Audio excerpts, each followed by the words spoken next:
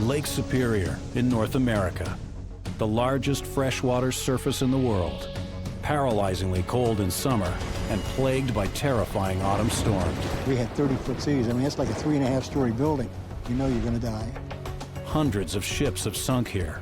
Most famous, the Edmund Fitzgerald, the Titanic of the Great Lakes, a freighter deemed invincible.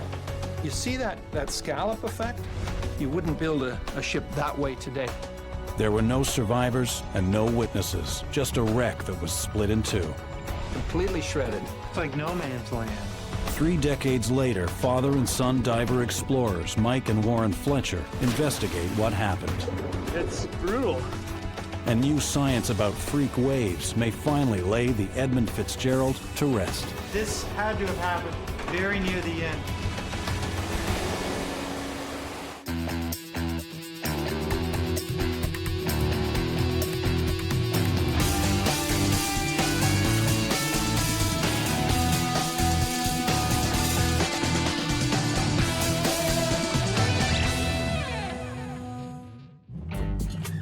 Gary, this should be the last of it. I think we're ready to go. I'm good. Clear. Looks like a nice morning. Yeah, it's approximately 25-mile run. Okay.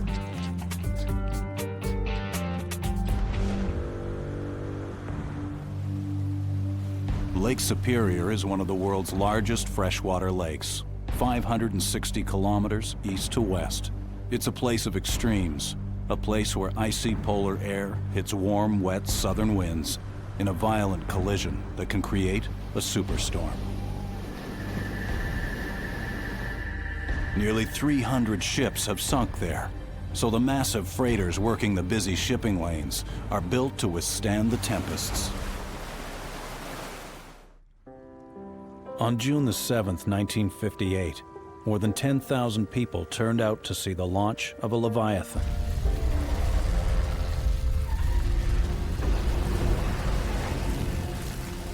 The Edmund Fitzgerald was the biggest, fastest bulk carrier on the Great Lakes. More than 2 city blocks long and 8 stories high, she was the largest man-made object ever launched into fresh water. But on the 10th of November 1975, she sank during a violent storm. All 29 crew on board perished. She went down so fast, there was no time for a mayday call. And when she was eventually found, she was broken in half, her hull shredded. An official U.S. Coast Guard inquiry suggested that human error had been to blame. It said hatch covers had not been properly secured, leading to the ship taking on water and sinking, then likely breaking in two when she hit the bottom. The general consensus is the vessel filled with water, for whatever reason, flooded. The bow probably hit bottom first, and it was in that position or attitude for some time, and then the sea action and the weight of the ship broke it. But recent sonar scans suggest something different. The positioning of the ship in 2 distinct halves indicates she may have split in 2 before she went down. I wonder if we can't shift the thinking to this other possibility, and that is that the Fitzgerald flexed and broke open on the surface and flooded simply because her hull broke in half, and of course ended up in 2 pieces. A huge freighter breaking up on the surface sounds incredible, but it happened before. 9 years earlier in another November storm, just 350 kilometers away on another Great Lake called Huron. But there was one big difference. That ship, the Daniel J. Morrell, had a survivor. Dennis Hale is now going back to the scene for the first time. When the Morrell sank in 1966, Hale was a 26-year-old crewman. This is going to be a good thing for me. Yeah. I think I need this for my own mental health, if nothing else. Yeah. Hale spent years recovering from his experience. He'd been asleep in his bunk in the bow of the Morrell when he was woken by a terrifying sound. The outside temperature was near freezing, but Hale ran on deck wearing just a pea coat over his underwear and realized that the noise had been his ship breaking in two. Hale pulled on a life jacket and swam to an open life raft with 3 other men. She's directly under our feet right now. He was rescued 38 hours later in the middle of a blizzard, semi-conscious and delirious, next to 3 ice-clad frozen figures. The sole survivor in a crew of 29.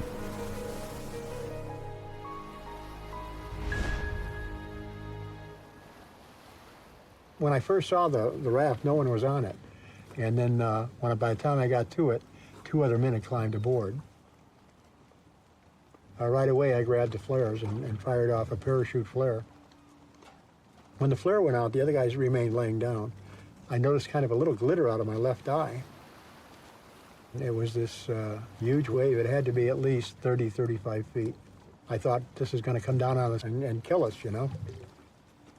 And we had those waves most of the night. Dennis Hale's eyewitness testimony is a starting point for the Fletchers. I'm really looking forward to diving and getting to the point where the ship actually broke apart. Structural failure was blamed for the sinking of the Morel. The Fletchers planned to compare the damage on Hale's ship to the Fitzgerald. Similarities could suggest the Fitzgerald also broke up on the surface, which means hatches and human error may not have been to blame.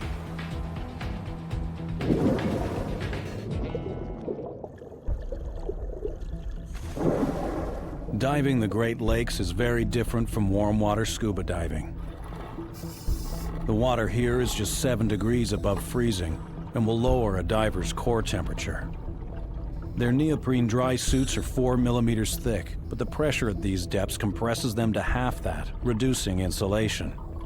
So they wear 4 layers of thermals and fleece under their dry suits to try to hold on to body heat during their 60-meter descent to the Morel's bow section.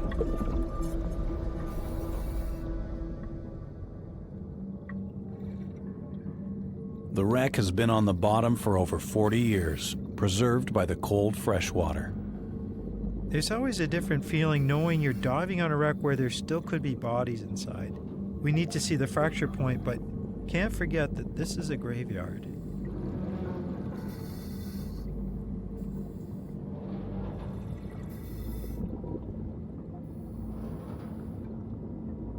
On the surface, Hale holds the guideline tied to the Morel. His first physical connection to the ship in over 40 years.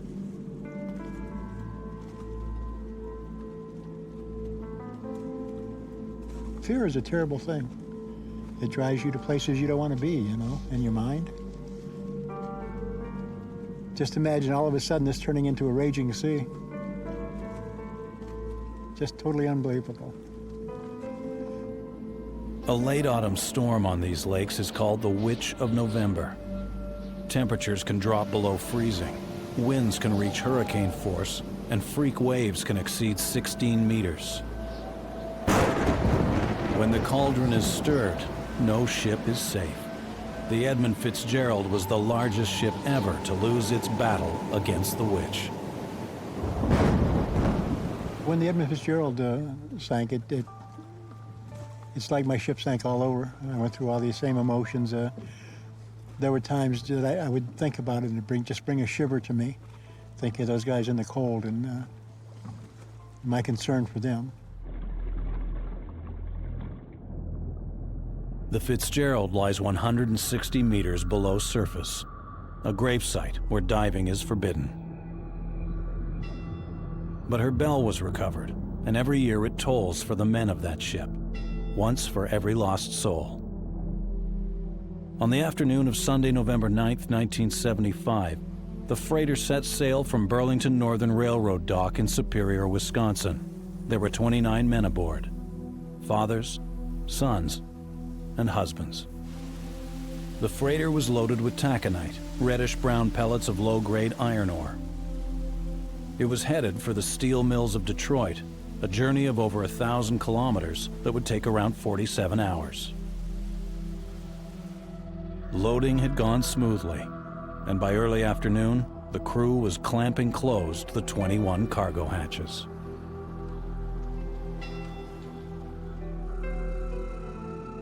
Bruce Lee Hudson was one of the men whose job was to clamp down the hatches that day. He'd been a crewman on the Edmund Fitzgerald for over 7 months. He loved shipboard life so much, he was thinking of signing up as a cadet at the Great Lakes Maritime Academy. Bruce was an only child. His family heard about the tragedy from a newscast.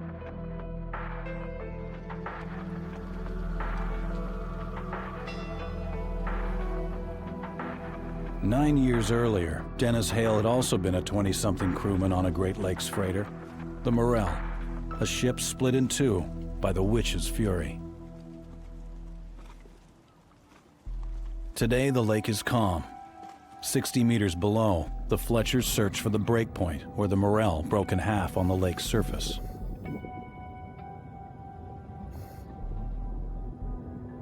They look for key signs of structural damage to compare to the Edmund Fitzgerald, as they investigate if that ship also broke up on the surface.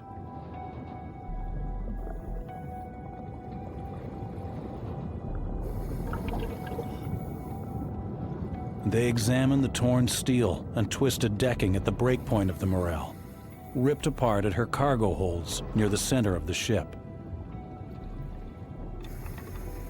It's roughly the same place that the Fitzgerald broke into. It's shocking that the power of the waves during the winter storm was able to split the Morel right in half, and do it while she was running on the surface. Well, Dennis, I'm nowhere near as cold as you were, but I'm cold.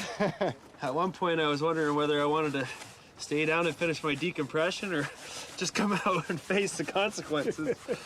It's brutal. It's absolutely brutal down there. To look at her on the bottom today, you don't get the sense that that boat broke in half in a storm. No, well, the only part that really gets damaged is the center, though. Yeah. The last I saw of her, the steering pole was out of the water.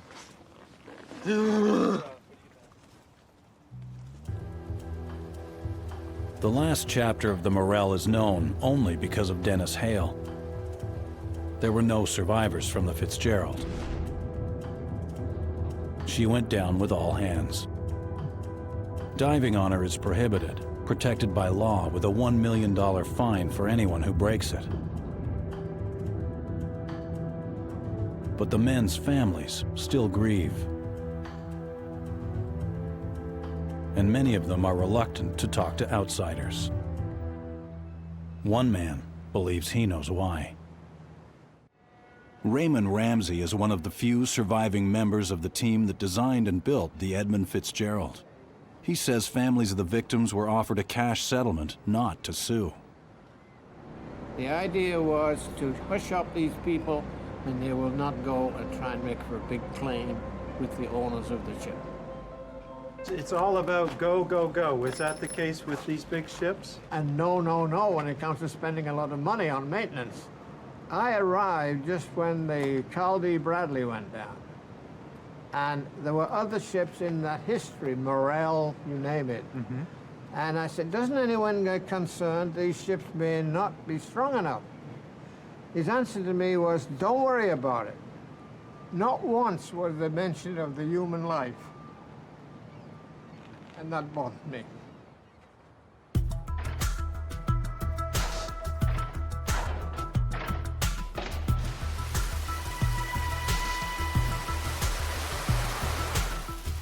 The official U.S. Coast Guard inquiry concluded that cargo hatches had not been closed properly, allowing massive amounts of water to flood the Fitzgerald's hold and sink her, a controversial finding that effectively blamed the crew. Well, I guess these just go on. I was thinking they actually bolted them down, but they probably go on and then snap closed like this. The crew of the Edmund Fitzgerald would have been knowingly risking their own lives by not fastening the hatches. So the team want to know what today's Great Lakes sailors believe. Captain Brandon Durant has spent much of his 15-year career on Lake Superior. As far as them finding that the hatches weren't dogged down properly, you don't head into any storm without even sending people around to redog the hatches or to check it. As the Fitzgerald left harbor on November the 9th, the water was calm. Storms were forecast for the following day, But Superior is so big, she's like an inland ocean. And every captain knows she makes her own weather. November's the worst month. Do you have days where you just don't go? You are at times under pressure to move and to maximize profit. You are pressured that seasickness of certain people shouldn't be a factor, or you are under pressure with which to make the millionaires their money. But then you're also pressured that in doing that, you have to protect their assets and their people here. This freighter is the same type as the Fitzgerald and carrying the same cargo, iron ore. Today, she's sailing some of the same waters. Her sonar reveals they are directly over the wreck. So we're really close to the Fitzgerald right now. Correct. Wow, kind of a weird feeling. Yeah, within 500 feet. 500 feet between you and that ship. Definitely a good thing to respect the family and the guys that are down there.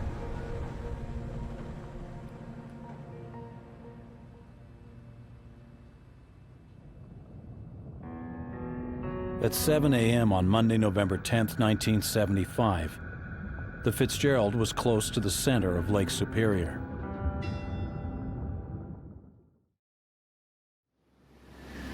She was 17 hours into her journey, a third of the way. But the storm was taking hold.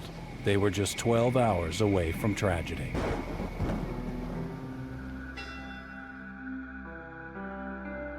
Ransom E. Cundy was one of 3 watchmen aboard. He was a father of 2 daughters, one of whom had been killed just the year before. The death had affected him badly. The man who had been a joker and prankster was now sad and withdrawn. Ransom could not swim a stroke. He said that if his ship went down, he would go to the bottom with her.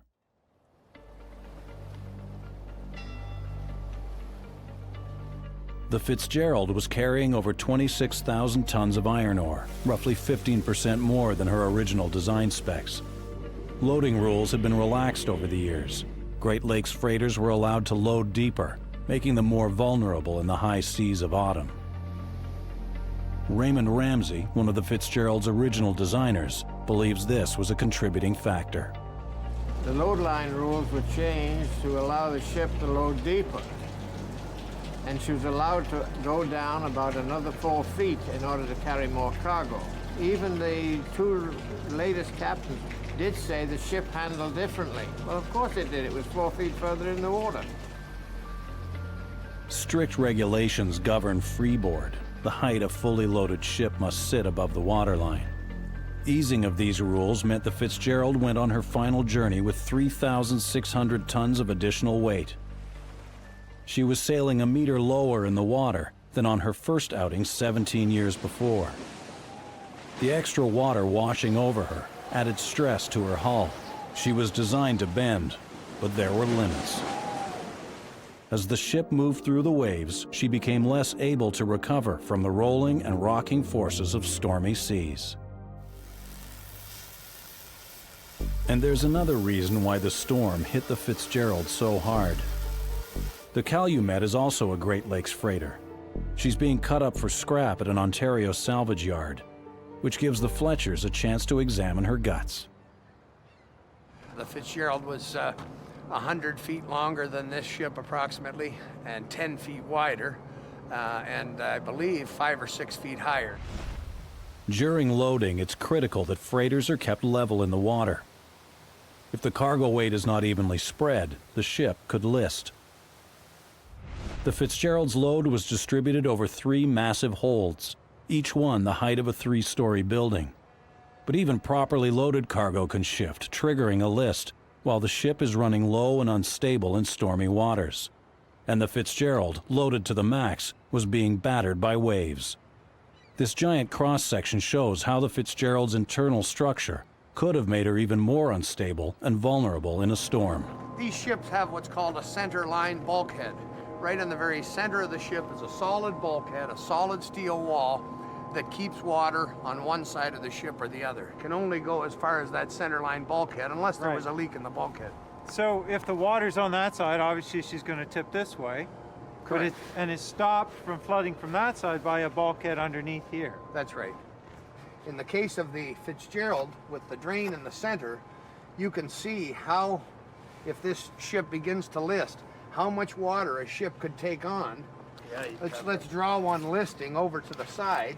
Look how much water it could take on before it gets to the drain. Right. And in the case of the Fitzgerald, we know from the communications from the captain that the ship couldn't get rid of its water that it had taken into the cargo holds.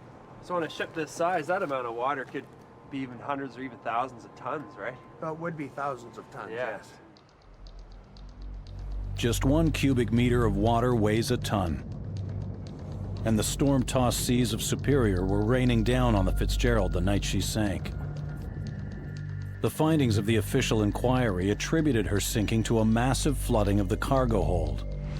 But it went further to suggest that ineffective hatch closures were to blame, and the crew at fault.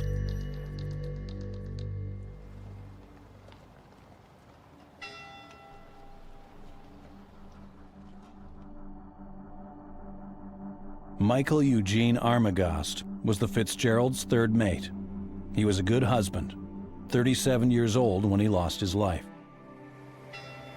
The Fitzgerald was setting sail as his wife and young children arrived to surprise him and wave him off. They called to the ship's cook, who told them Mike was below deck resting before his shift. They never saw him again. His family say it is impossible the crew failed to secure the hatches. The relatives aren't the only ones who reject the inquiry's finding. The Fletchers are among the skeptics, but they want to test if open hatch catches alone could have doomed the ship. Marian Grzebowski is a naval architect in Ontario. He has evaluated cargo hatches on freighters for more than 20 years and helped set the industry standards. Okay, Nick, let her rip. Let's bring on the water. Cargo ships sailing the Great Lakes must be safety inspected every year. The Fitzgerald's last inspection was October 31st, 1975, 10 days before she sank. Water pressure is adjusted to match the force created by 8-meter waves that the official report said the Fitzgerald encountered. The ship they're testing today is similar in structure, so the test should reveal how the hatch covers coped with the storm. The clamp style is the same, the actual physical type of hatch cover is the same as Fitzgerald, so it's a fair comparison. It's fair comparison, yes. Okay, so stand by, well, here she comes.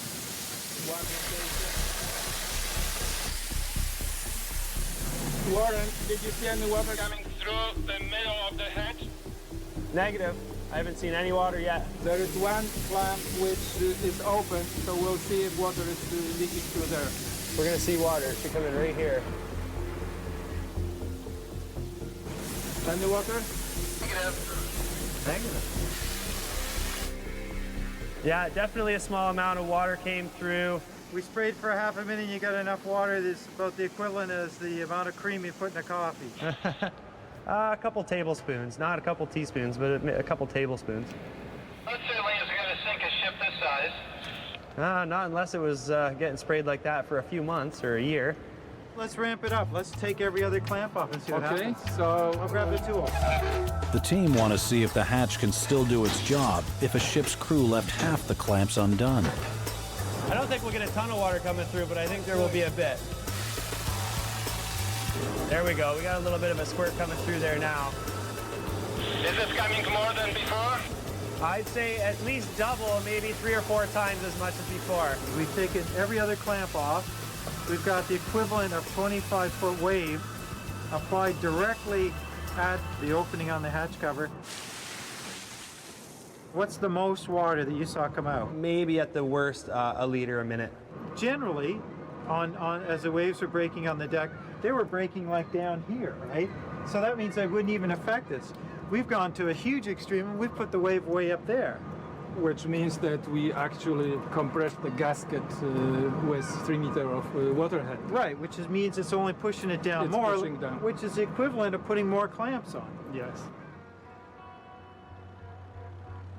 I'm not buying the idea that the Fitzgerald sank just because water got in through closed hatch cover. It just doesn't make sense. Yeah. Hey, War? Nice glasses. You like those? Yeah, where are yours? I hope the Ministry of Labor comes give you a big fine.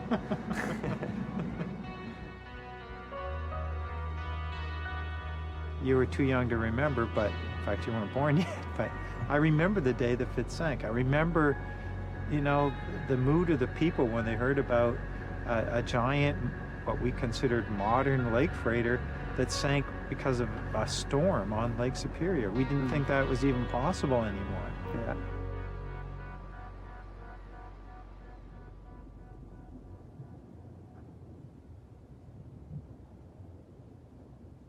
Of course, this footage looked at the wreck. It was really hard to see anything in it. When the official inquiry was held into the sinking of the Edmund Fitzgerald, the only wreck footage available was low grade and grainy. But the team have accessed 8 hours of high-definition footage filmed in the 1990s, and they want an expert opinion on what it reveals. The Fletchers analyzed video of the Fitzgerald with Claude Daly, a specialist in the structure of ships. You can really see the structural breaks. This is way better resolution quality. And this taken in the 90s, there's been no formal investigation since this was taken. The forensic video clearly shows the damage sustained by the Fitzgerald. Daly wants to look at the cargo holds where the freighter broke apart. And look at that, it's just totally... It's completely shredded. Mangled, yeah. It's like no man's land. I didn't realize just how severe the damage was in between the two sections. Look on here now. You see that scallop effect? That's not a modern way of putting together steel. They thought at the time that this was reasonable, but we know now that that leaves a flaw at every one of those welds. It's a place for fracture to start. You wouldn't build a ship that way today. The welds create a weakness in the hull that could lead to cracking if overstressed. It adds weight to the theory of a surface breakup. We've got to look at that kind of evidence to try and figure out, did that happen on the surface or did it happen on the bottom of Lake Superior? My problem with thinking that the damage happened on the bottom, I can see a big crack happening in a vessel that goes down to the bottom as one piece and then hits and cracks. Okay, fine. But how do you get that much damage? Whereas I'm thinking if it's still on the surface when the crack happens and it's working now, right? The waves, another wave, and it's working and it's, it's grinding away. There has to be some reason for that. I mean, it wasn't an explosion. It was natural, wave forces and stresses that tore all that apart. The evidence suggests an extraordinary outside force broke the Fitzgerald apart, not cargo hatches leaking through human error. Dennis Hale was in the bow of another Great Lakes freighter, the Morel, when she broke in half on the surface. He could hear the sound of breaking metal above the ship's alarms. The noise that night was unbelievable. The wind was going through the wires. You could hear the sound of steam escaping, and the engines just, you could hear them laboring. I heard a noise towards the stern, and I looked, and the main deck was starting to tear. It was tearing real slow like a piece of paper, and the next thing I knew I was in the water. Hale paints an eerie image of the scene he witnessed on that storm-tossed lake. As the power went out on the bow, he watched the ship's stern steaming away into the night with her lights blazing. It was 13 years before both halves of his ship were found. They were more than 8 kilometers apart. Like, imagine this crazy thing sticking up out of the water. Land isn't all that far away from here, and there is a lighthouse. So, yeah. And if you think about it, where the bow sank, relative to where the stern sank, it's in a line towards that lighthouse. It's hard to even imagine what would have been going through people's minds in that point, I know these guys at least had a fighting chance. Half of the ship was afloat and they had power and everything, but the guys in the Fitzgerald, I don't think they were that lucky. A ship is a complex structure that fits together like a human skeleton, and each side of the breakpoint offers clues to its cause. The team prepare for a second dive on the Morel. This time they're diving on her stern to investigate the breakpoint damage at the other side. to see how it compares to what can be seen on the Fitzgerald footage taken in the 1990s.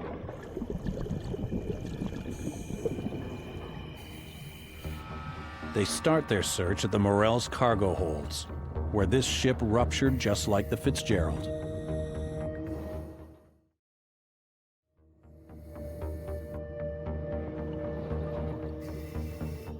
You can see the twisted metal and appreciate the forces that must have been exerted on this ship as she came apart.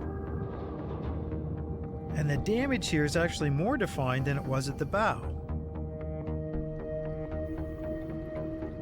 The team notice an open hatch. It leads down to the engine room.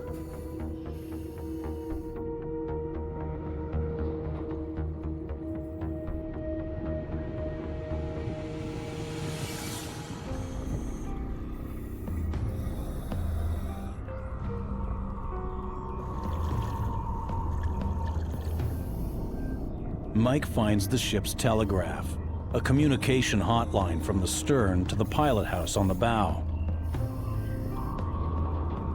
It's stuck beyond full reverse, supporting their theory that after the Morell snapped in two, the crew left in the stern may have tried to power her toward land in the hope of surviving. The Fletchers move through the engine room's maze of pipes, being careful not to get trapped in the debris.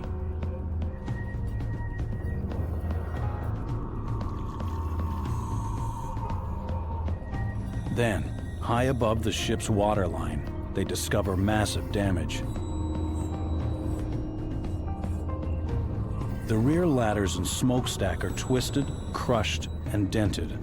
It looks like wave damage, but this is 20 meters above the ship's safe waterline.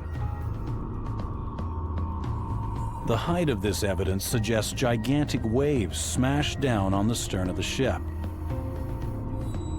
It's a clue that reveals the massive trauma waves can cause to ships as big as a Great Lakes freighter. Trauma they can now look for in the forensic footage of the Fitzgerald. Well, there's a lot of clues on the bow of the Edmund Fitzgerald here.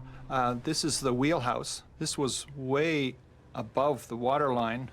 But still a lot of damage for being way above the waterline. A good deal. This visor over the on the front of the wheelhouse, it would have taken a considerable amount of impact from something. The reported wave conditions at around 25 feet would be really challenging for this vessel. But if there was some more extreme version, you know, if there was a really large wave that came by, some rogue wave, then this kind of bow and side damage might well have been caused by a wave impact on the surface. Rogue waves. They were once dismissed as sailors' myths. Now they're blamed as a major cause of shipwrecks around the world. On the Great Lakes, rogue waves can tower over 17 meters high.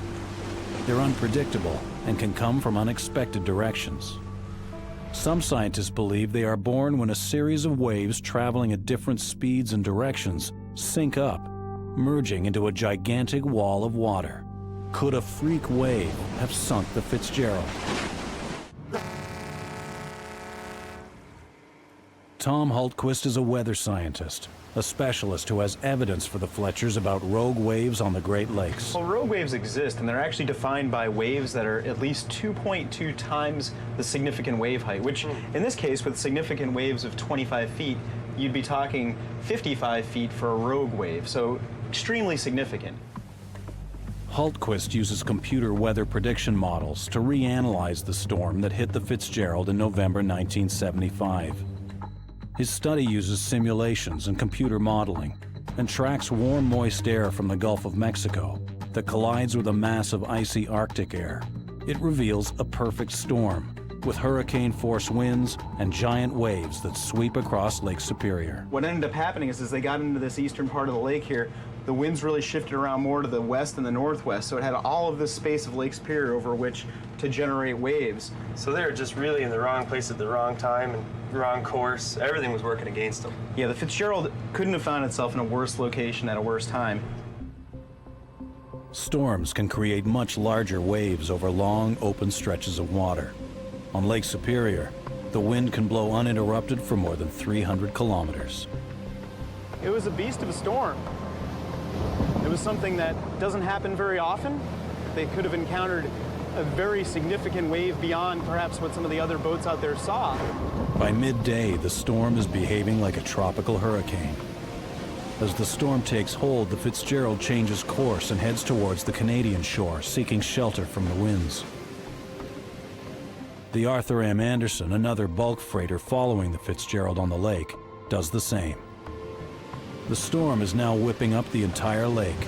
The sky is low, gray, and waves are picking up strength and speed. Waves towering as high as 11 meters crash over the Anderson's pilot house. Then the waves move on, chasing the Fitzgerald across the lake. Bernie Cooper, who died in 1993, was the Anderson's captain. Those two seas were the biggest that we ever had going down there. And it happened about 6:30 in the evening. And I just wonder if those two seas didn't catch up with the Fitzgerald. I just got to thinking about it afterwards. If those seas were that big, they rolled up his deck and was going to put his bow down under the water.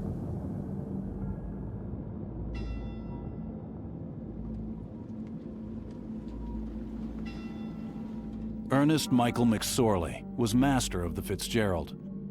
He'd been married for many years. Once the youngest master on the Great Lakes, he's now 63 years old and much respected for his years of experience. By 6:30 p.m. on November 10th, his ship, the Edmund Fitzgerald, is fighting for her life. Water is pouring into her ballast tanks, causing her to list. She's lost both radar antennae. It's dark, there's no sky, just violent winds and swamping waves. But the shelter of the Canadian shore is still more than an hour away. At 7:10 with screaming winds and tons of water pounding her decks, the Fitzgerald has her last radio contact with the Anderson. We are holding our own. 10 minutes later, she is no longer visible and cannot be raised on her radio telephone. At 7:30, the storm begins to wane.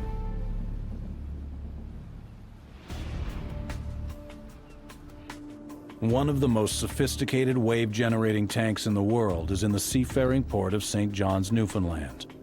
It belongs to the Canadian National Research Council's Institute for Ocean Technology. Navies and commercial shipping lines use it to test ship designs of the future. But today, the tank, containing 5 million liters of water, is being used to look into the past, to evaluate what happened to the Edmund Fitzgerald. It's a scientific first, an experiment never undertaken here before. A scale model of the Fitzgerald is weighted to replicate the specific condition of the freighter as she battled the storm. Well, we know the Fitzgerald was already in trouble. It was listing, had some damage on the deck. They had lost some deck vents, and they were taking on water already. Yeah. So a ship that's already heavily laden with cargo, unstable, listing with these giant waves, that's a lot for an old ship to take. Data from the NOAA scientists' recent weather study will be used to replicate the storm. The test will create the entire spectrum of waves that were possible on that night, including a rogue wave. They set up a high-speed camera to record what happens, and Warren sets up below the surface to capture the impact from beneath. Bruce Colburn is a naval architect who has studied waves and their impact on ships for more than 15 years. You'll see some big waves, some small waves, and it all depends on how the various components add together. 52 hydraulic underwater paddles, synchronized with the computer data, generate the waves. A rogue wave is essentially a statistical fluke that occurs when you get an unusual combination of waves that appear in one place. And they all add together, and you get an extraordinarily large wave. And pure science and math and physics tells us that that will happen. That's right. Statistically, that should happen. The test replicates the range of wave heights the Edmund Fitzgerald actually encountered during her final hours. Running 20% lower in the water, the Fitzgerald would have been swamped by even the storm's smaller 8-meter waves, stressing her hull to its limits. You can see a lot of the waves are coming up over the deck here, and we know that there were damaged ballast vents and things, so there's definitely going to be a lot of water getting into the hull. But data from the NOAA team says a wave towering 17 meters or higher could have struck the Fitzgerald. So let's make it happen. That's okay.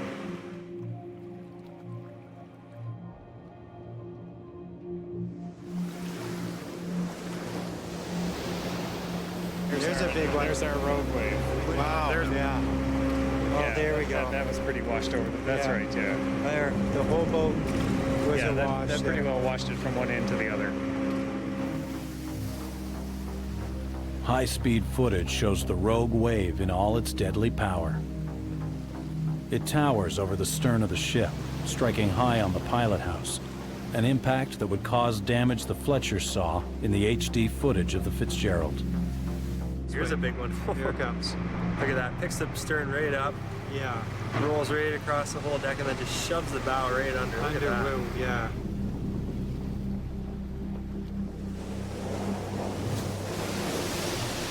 Just jam the wheelhouse straight under. Right. These ships, they're designed to take big seas. They know there's going to be big storms up there, but are they designed to take that freak, 1 in a million rogue wave?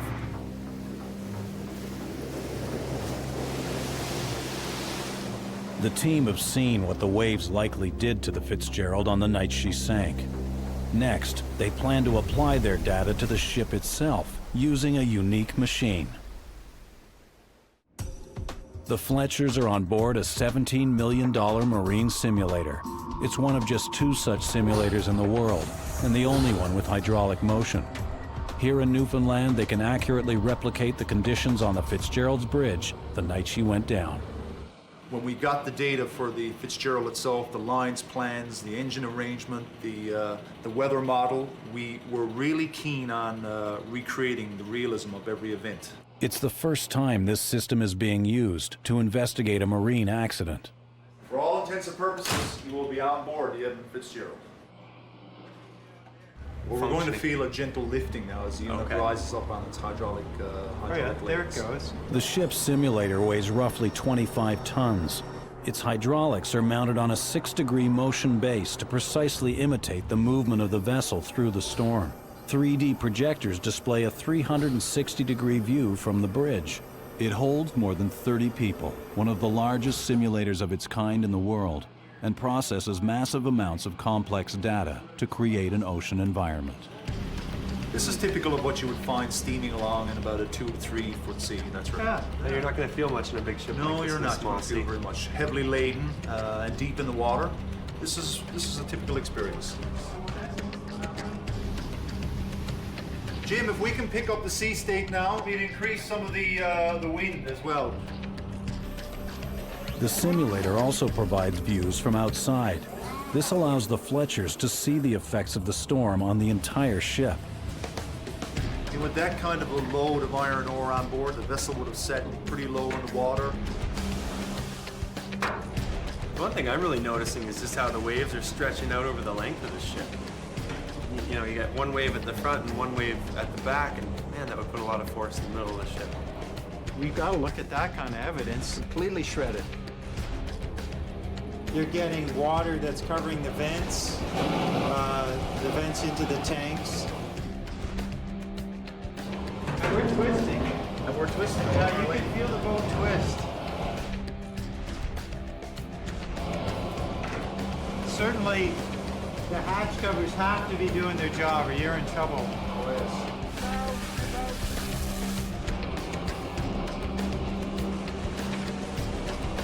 The broaching seas on deck.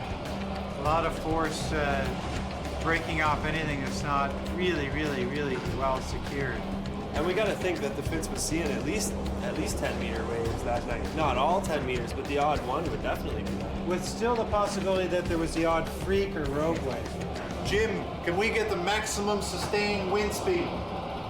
Vessels reported wind speeds of 160 kilometers an hour, hurricane force, creating the perfect conditions for a rogue wave.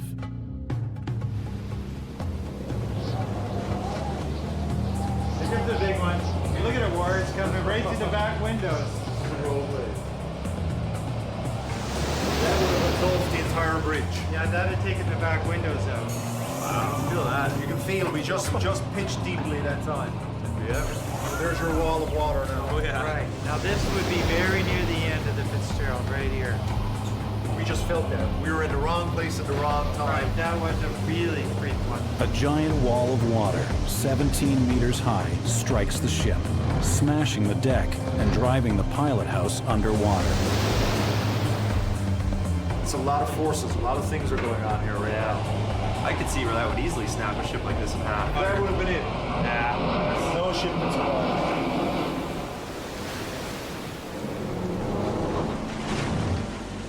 The Edmund Fitzgerald was beaten and battered by a November storm on Lake Superior. She took nearly a year to build, but just 1 day to destroy. On Monday, November 10th, 1975, she was rocked by violent winds and pounded by waves, dipping and lurching until the foundering ship was likely overwhelmed by a gigantic freak wave. A massive wall of water that bent and twisted her steel like a paperclip, shredding 61 meters of her hull. She was the largest vessel ever to lose a battle against the Witch of November. An invincible Titanic, lost along with 29 souls. The lake, it is said, never gives up her dead when the skies of November turn gloomy.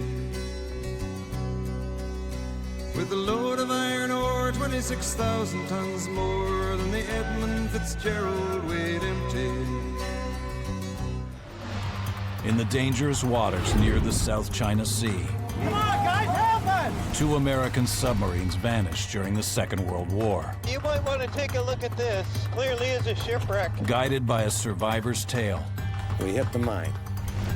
The submarine Flyer was lost. And a deathbed revelation. We had people report different shipwreck sites if somebody came up with a sketch. Father and son diver explorers Mike and Warren Fletcher scour the depths. That looks awfully like a submarine. Searching for the wreckage of the lost submarines.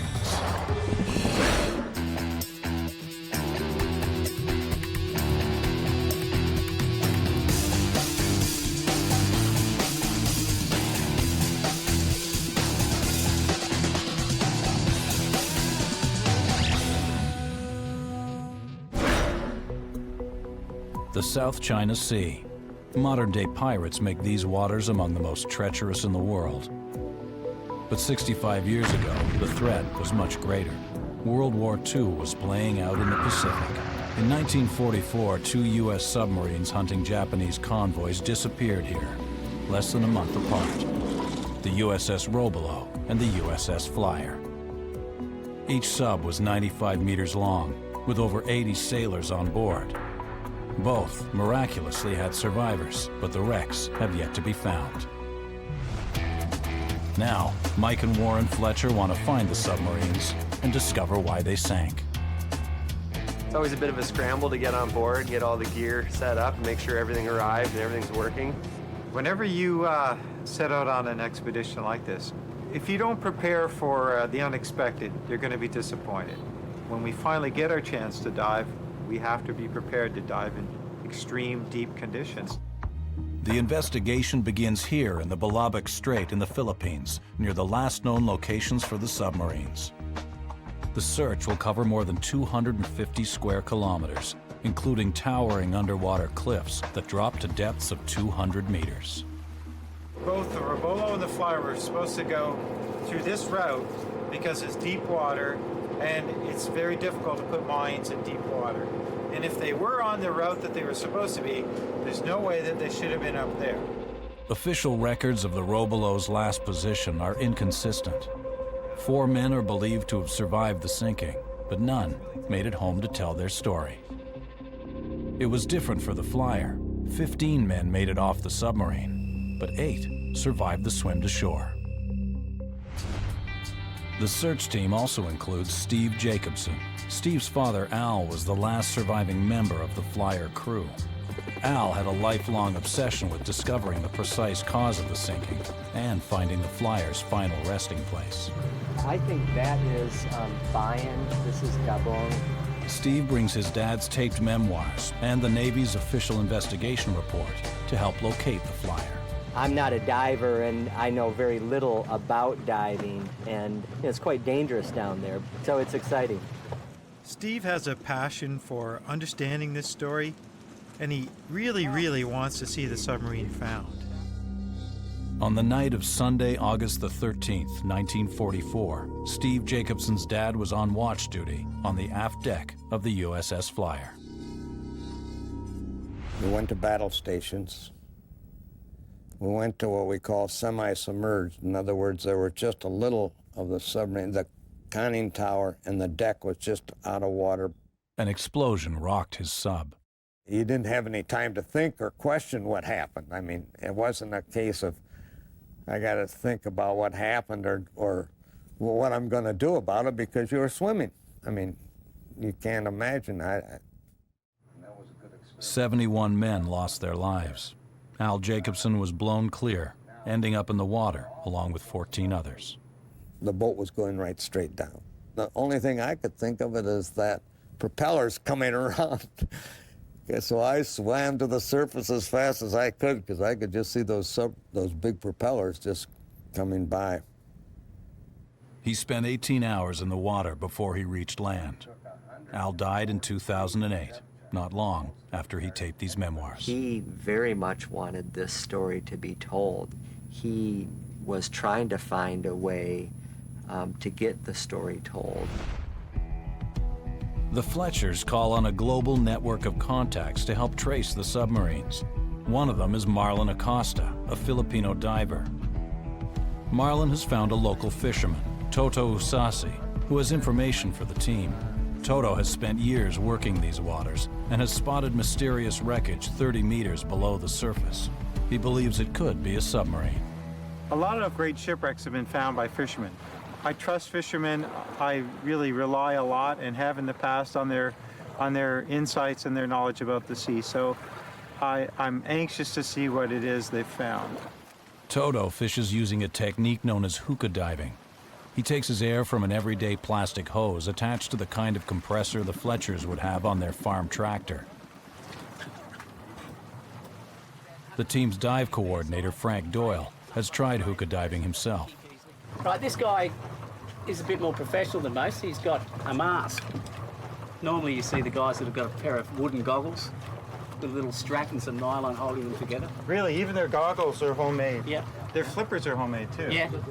Yeah, looks the like flippers are amazing. He's a piece of plywood. He's gone for some plastic, this guy, or painted plywood. It's still really something to see these guys work. No, it is. It's amazing. No volume tank, no reserve air, no emergency backup. Just a little scuba mask that looks like it's from the 1950s and some kind of air hose. God only knows what the pressure rating is or what it's even meant for. It's certainly not meant for breathing air. The hookah equipment may be primitive, but these divers work at depths of well over 30 meters.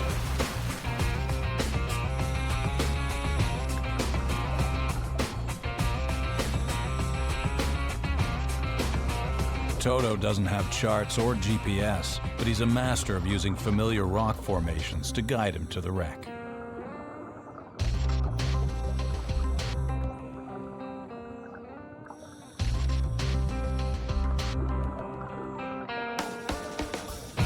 Man, watching that guy swim around the bottom was something else. It's shocking when you look at the regulations and the rules that we have to follow for diving.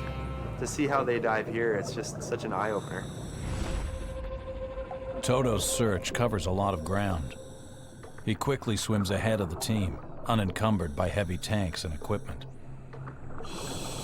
I'll try and get him to slow down.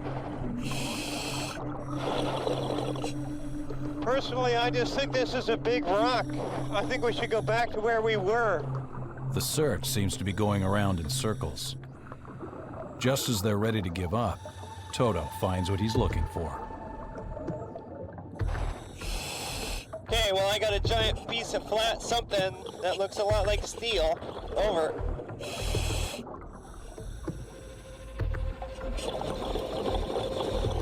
You might want to take a look at this. Clearly is a shipwreck. Toto was right.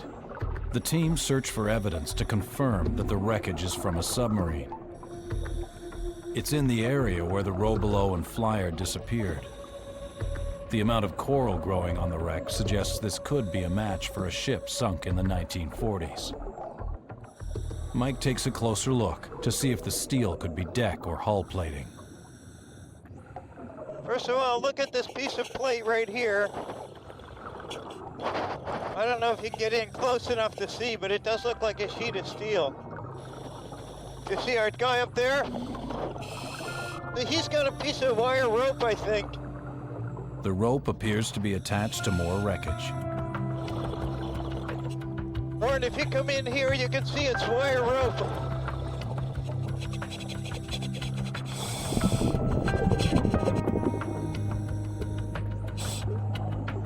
Storms can rip a wreck apart long after the incident that sunk it, scattering debris over a wide area and making identification difficult.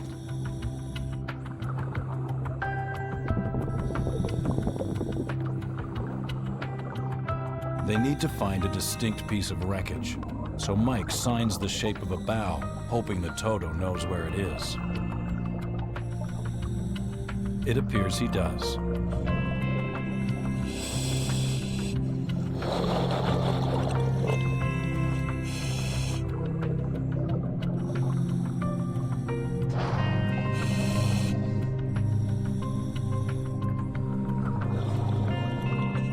Mike is satisfied that he has found the bow.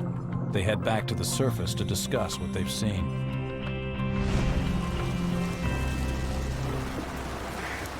What do you think? I don't think it's a submarine. Yeah. Or at least not the submarine. No, I think it's very early vintage iron steel hull, right? It's hard to say. It's pretty heavy duty though, whatever it is. It is. I think it's steam era. Think so? Yeah, it's that old. It wouldn't have that much coral on it otherwise. Current was just starting to pick up there too. Definitely time to get out of the water. A large gale is blowing in. The team must hurry back to the safety of the larger support ship. They can't hide their disappointment. Both had hoped the wreck was one of the missing subs. It's frustrating. I find a lot of times when you get eyewitness accounts, they see something, they've heard a story their whole life, and they automatically associate this object with that story without really being objective about it. They know that they're looking for two Gato-class subs, the U.S. Navy's war horses of the Pacific. Former U.S. Navy Lieutenant Tom Kimmel has a close connection to these fighting machines. His uncle was skipper of the Robolo. I have to familiarize myself with what it's going to look like, but that's the length, that's the width, that's roughly what we're looking for. In terms of underwater fighting machine, Second World War, this Gato class, this was it. To give you an idea of how significant the activity was of these submarines, 55%, over half of the losses by the Japanese, those losses were incurred by American submarines. There was no force in the war who contributed more to the successful prosecution of the war than the American submarine. You have a personal connection to the Robolo and have a special interest in seeing it found. Robolo was commanded by my dad's older brother, and they went out on war patrol. Whether my uncle survived the initial attack of on the Robolo is really unknown. By locating for certainty where Robolo might be, perhaps finally we could get the answer to some of these questions, and no one could be more interested in that than I am, Mike. The subs were lost off the Philippines, Southeast Asia, a country that comprises over 7,000 islands in the Pacific Ocean. Marlon Acosta, the team's contact in the Philippines, is on Cauron Island. He's chasing a lead about the USS Robolo. A good friend of his may have some relevant information. Dennis Hunter, a diver and former U.S. Navy sailor, has lived here for 20 years. He's in the final stages of terminal cancer and wants to pass on what he knows about the Robolo before it's too late. The Fletchers hope Dennis's lead will help them pinpoint the location of the submarine. Yeah, I was on the southwestern tip of Palawan Island. We had people coming up reporting different shipwreck sites and things like that. But somebody came up with a sketch of the Robalo, and we weren't looking for submarines or anything, so I just stored the information as always. The sketch the guy gave us, it says the Robalo, but he misspelled it. Yeah, that's a Robalo. And the hull number's incorrect. It shows it at a pretty good depth, A fisherman selling information to Hunter drew this sketch to show where he believed the sub was lying. Dennis and the fisherman had kept secret the location in the Balabik Strait because wrecks are prized as rich fishing grounds and valued for salvage and treasure. The team speed toward the site. And Marlon gets news of his friend. Hey, Marlon. Yeah, I have a sad news. Very sad. One of my friend, Dennis Hunter, he's passed away. Oh, no. Yeah. I'm surprised to hear that he passed so suddenly. I was really looking forward to meeting him. I'm sure he would have loved to have been here on this trip. He's a good friend. Yeah. He's a very nice friend. Dennis Hunter spent a life working on the water. He died at just 49.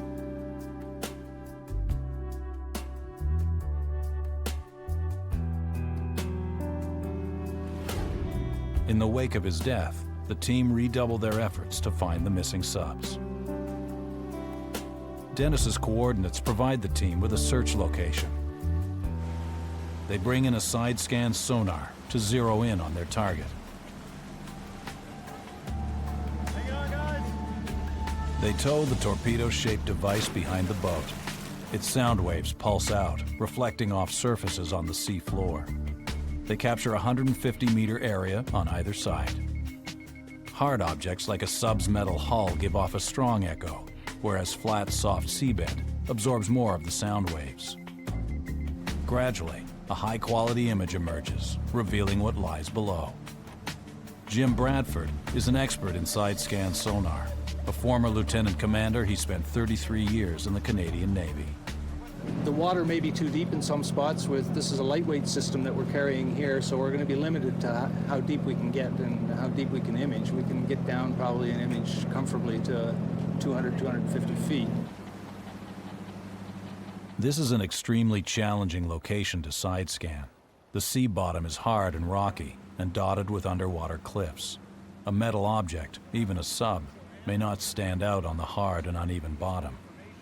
They use GPS guidance to create a grid over the general target area, combing the seabed for wreckage.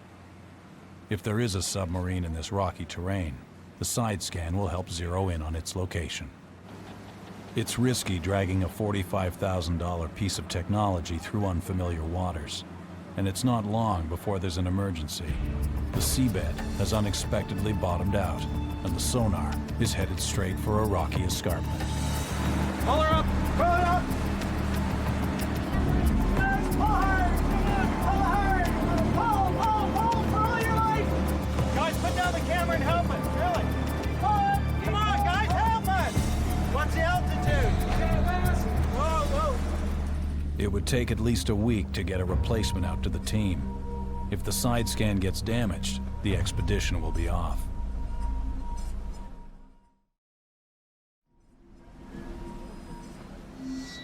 Then, as quickly as it started, the crisis is over.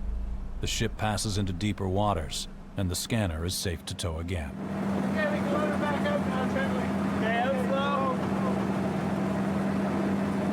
What we can do is we can set a line maybe 25 meters further to the west, back the other way, and then try coming in on that. The sonar reveals the seabed on the screen. A mysterious shape captures their attention. There's something. That's got to be it. Yeah. Would you say that's the best thing we've seen yet? No, that's the best thing, definitely. So we think we have a target. Definitely the best thing we've seen so far. Hopefully we can narrow in a bit of a position, drop a buoy on it, and then we can try and go for a dive.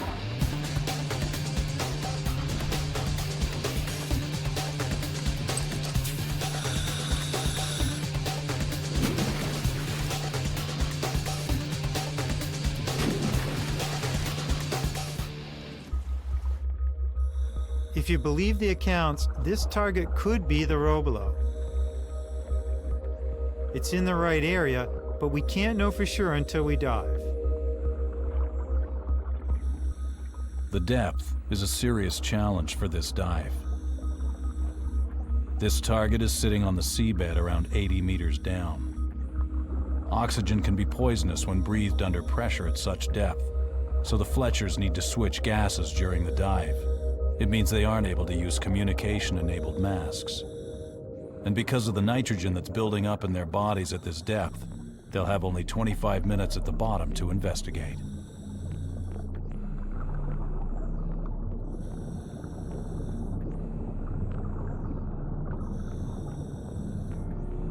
In the distance, in the dark, the perfect shape of a ship is visible. It looks like a vessel on its side.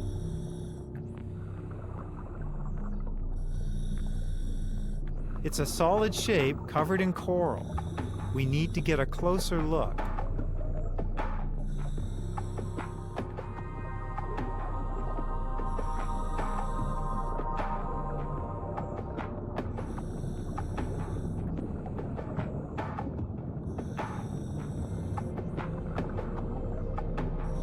Thick coral encrusts every surface, making positive identification a challenge.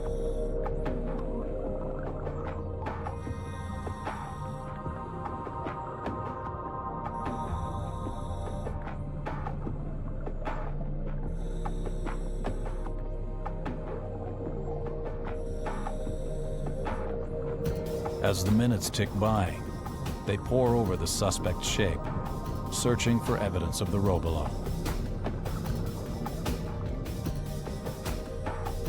25 minutes passes fast. They head to the surface to share their findings.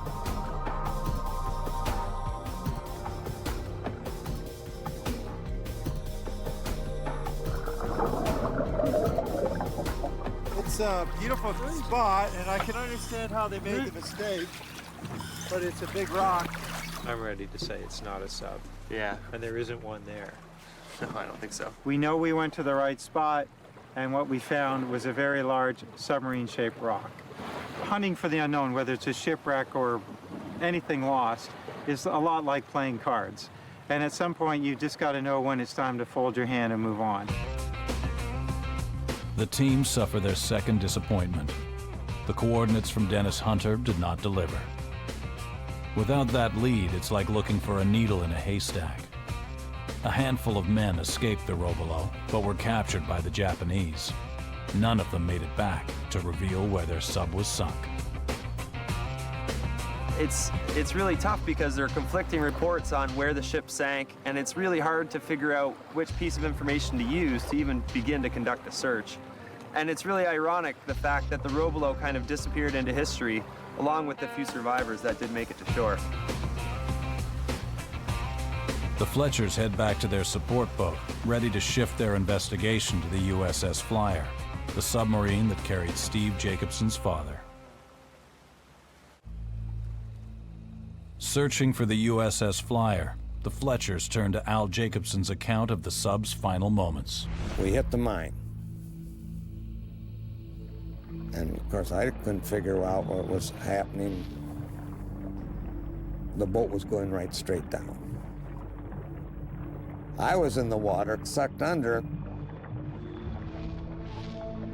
I swam to the surface as fast as I could.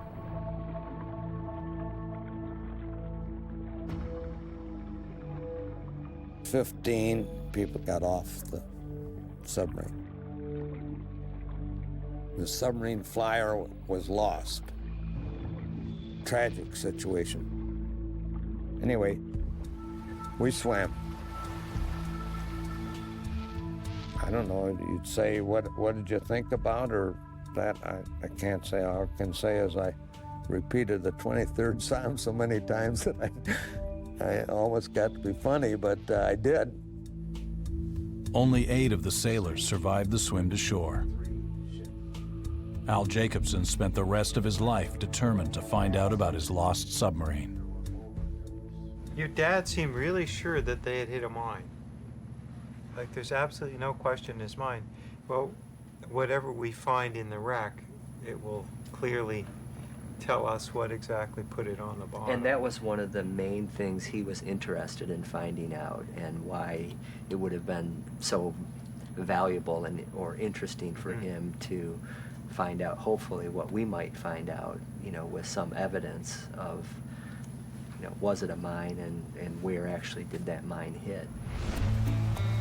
Al Jacobson and his fellow survivors left detailed eyewitness accounts of where the Flyer went down, and naval reports indicate the sub's last known coordinates. The one thing that would stick in my mind if I was a guy was water depth. That would absolutely stick in my brain. Well, and they also said land 18,000 yards ahead, which doesn't make sense on this heading. Okay, and I think this is all great, but at the end of all of this, do we not agree that we're still talking about the same search area when it comes to side-scan sonar? Yep. The two sources reveal an unexpectedly small target area, about 3.5 square kilometers. But even this can take days to search. We know it's at 41 fathoms according to your... The seabed here drops to 200 meters, beyond the range of the team's side-scan sonar. Hey! Are you ready to launch it? Yeah, we're ready to go here now. Okay.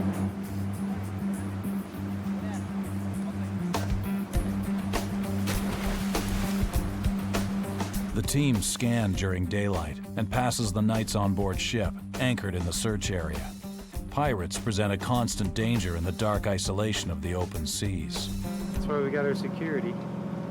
Yeah, pretty weird to think about pirates these days, but it happens. Oh, for sure. Are we safe? Yes, sir. That's good. 3 guards on rotating shifts, armed with 2 M16s, 2 handguns, and 1 hand grenade, protect the hundreds of thousands of dollars of gear and the 25 souls on board.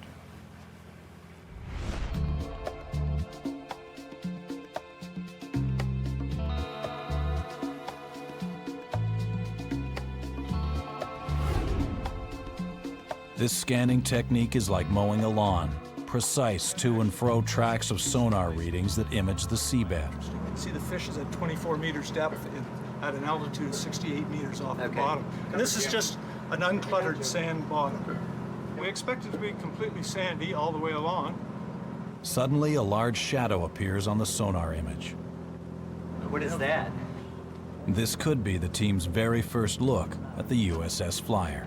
Well, that particular object measures approximately 90 meters in length, is about 8 meters across, and if you look at that shadow that you see sticking out there. Oh my gosh, that is amazing.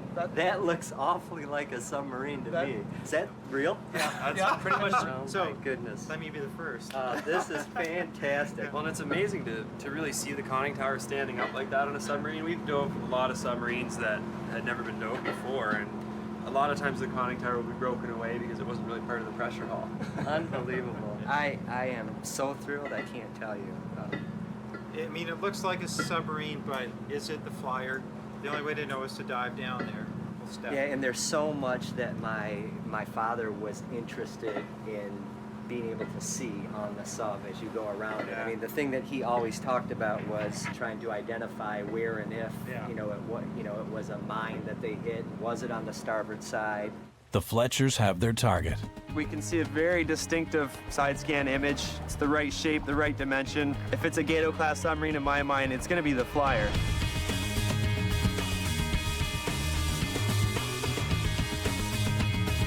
The big problem is this area is really known for nasty currents, and it's deep. It's really close to 100 meters to the bottom, and that's as deep as I've ever dove. It's right up there with the limits of our training.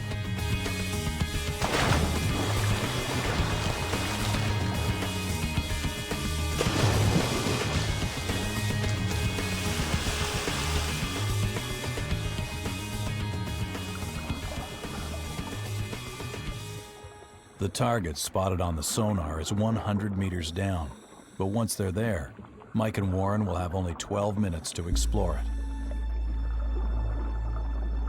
Deep dives like this push the limits of the human body. They each carry 4 tanks for the complex mixture of gases they need to breathe at different pressures. At these depths, they are at risk of oxygen poisoning and nitrogen buildup. So they each carry 90 kilograms of gas on their backs as they fight strong currents to reach the bottom. They experience vice-like pressure, 10 kilograms of force per square centimeter on their bodies. The 2-millimeter neoprene wetsuits are compressed to less than a millimeter. all air is crushed out.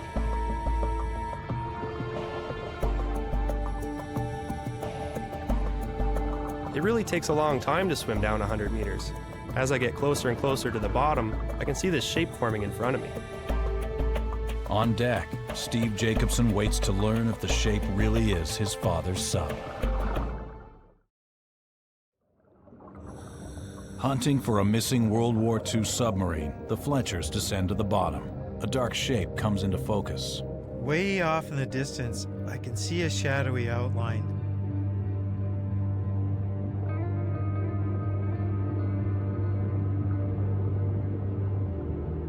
I'm full of that anticipation, thinking, this is going to be the Flyer. Immediately, I recognize the deck gun on the bow of the sub. It's got to be a Gato-class submarine. I can tell just the shape and the dimensions.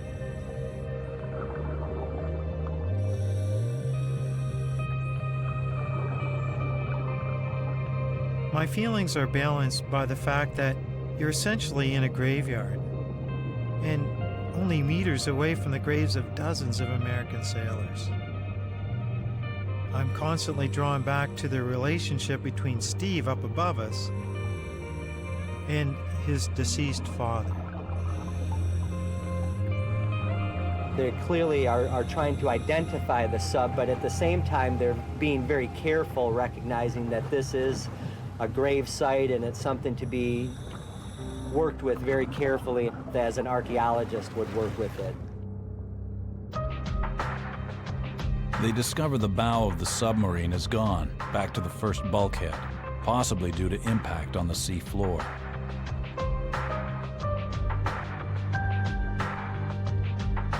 They search deeper inside and find forward torpedo tubes stacked in 2 columns of 3, an exact match with Gato-class submarines.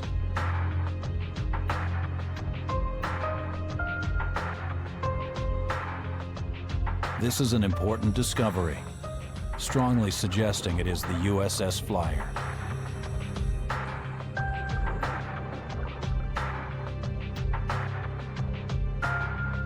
They move along the sub and note the forward deck gun matches the Flyer's gun placement during her last mission.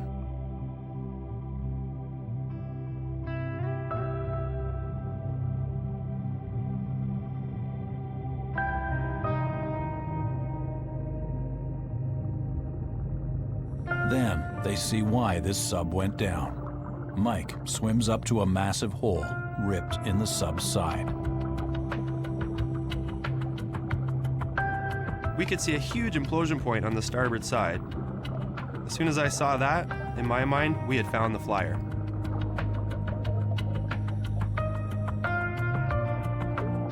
The starboard side hull damage under the conning tower matches Al Jacobson's eyewitness report of the Flyer's last moments.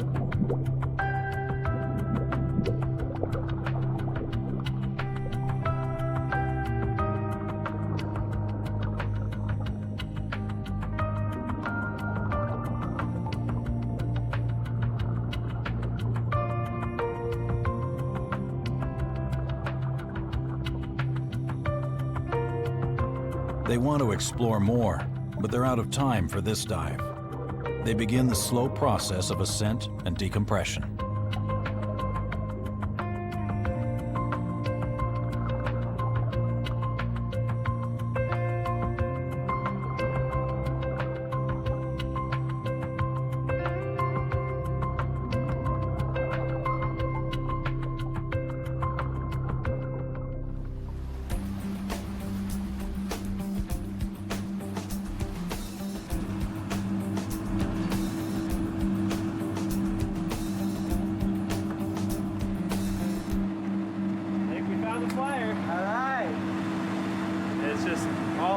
The gun, the conning tower.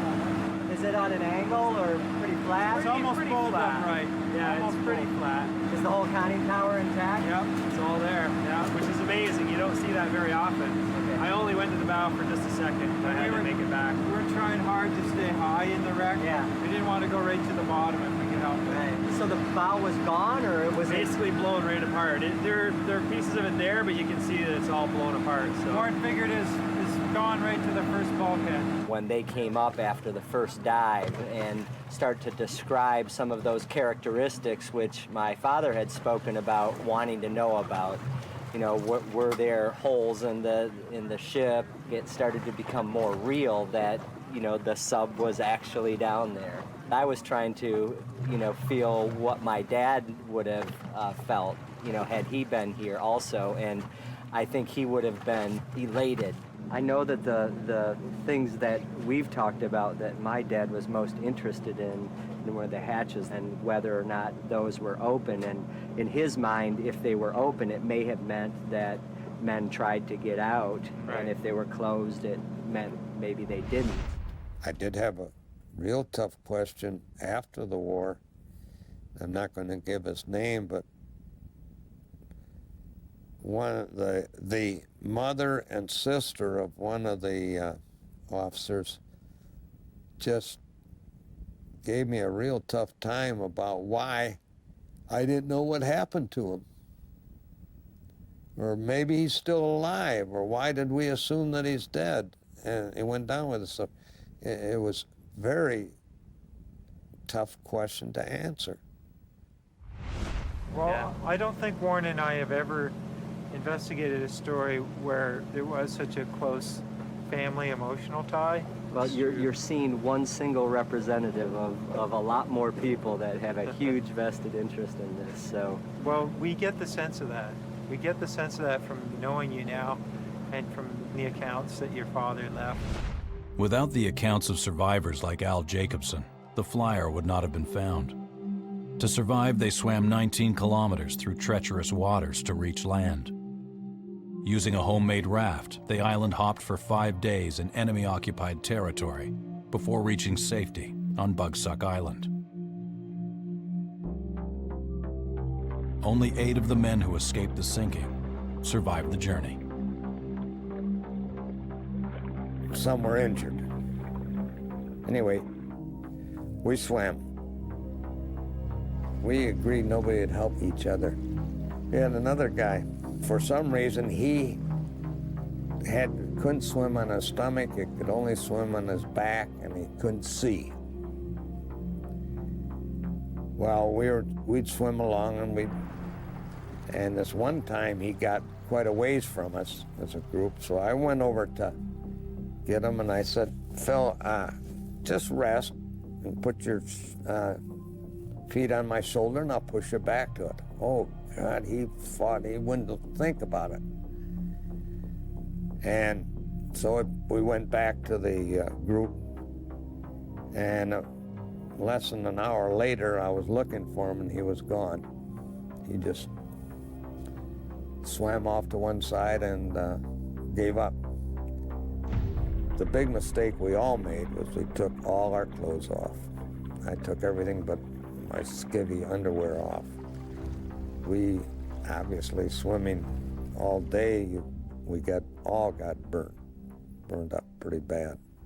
Finally, when daylight came up, we did see the land, and we decided which island we're going to go to. After 18 hours of swimming, they hoped to find sleep. They dug holes in the sand for shelter. Night came, and believe me, that is the worst time of the day there is. We were cold. To try to keep warm, we buried ourselves in the sand. And you just prayed all the time for the daylight to come and get the sun to get you warmed up again. Went to bed.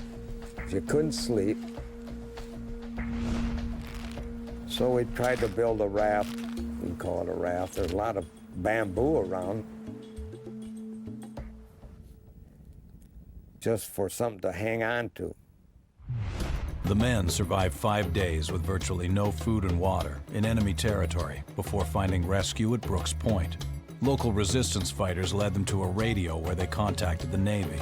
A submarine was dispatched to collect them. Al Jacobson had always wondered about the fate of the Flyer and the men who died with her. The Fletchers hope to find some answers for Al's son, Steve. They plan a dive to investigate the sub's escape hatches. Were they open or closed? Despite taking all precautions, the deep dives can still be punishing.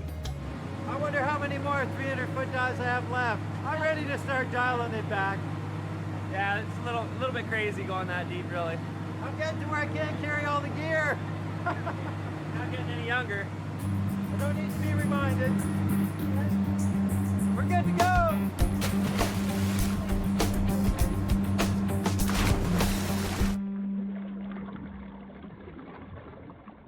The team will once again have only 12 minutes to investigate the sub when they reach their target.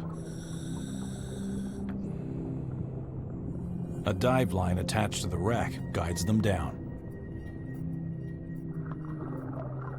The Flyer sank while she was following a Japanese convoy. Her top decks would have been out of the water, with the hatches most likely closed. Normal operating procedure in dangerous waters.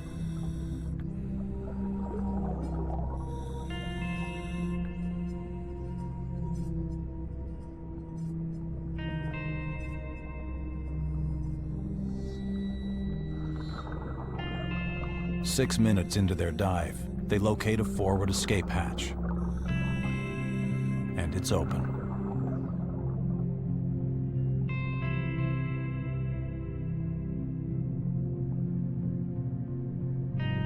I know that Al Jacobson was really haunted almost by the fate of his fellow crew members, the guys that never made it to the surface, the guys that didn't get out of that sinking submarine. So for Warren and I to find that open hatch, in my mind, answered a lot of those questions.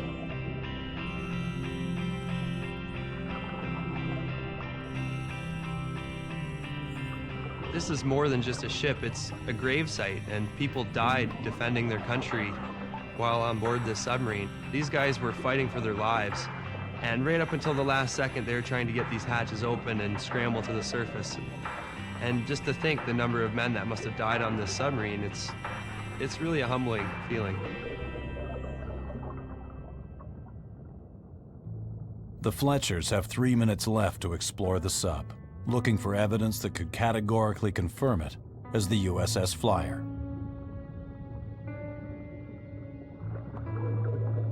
We've discovered submarines in the past, and the Flyer had a bit of a special place in my heart. Just the fact that Steve and his father Al were so adamant about finding the submarine and learning some of the little details about the story really made it rewarding for me to actually go down there and answer some of the questions that they've had for so long. The sub is in the right place. It's evidently the right class of vessel, and the damage appears to be consistent with what happened to the Flyer, but no name or number is visible. Mike and Warren's 12 minutes of bottom time are up. They have to start the long process of ascent, stopping a dozen times at regular intervals to ensure the excess helium and nitrogen in their bloodstream releases at a safe and controlled rate. If they're not careful with their decompression time, they can contract what is known as the bends, which can cause have very serious consequences. Death is definitely one of them, but it's characterized by pain in the joints, kind of like a bad case of arthritis initially.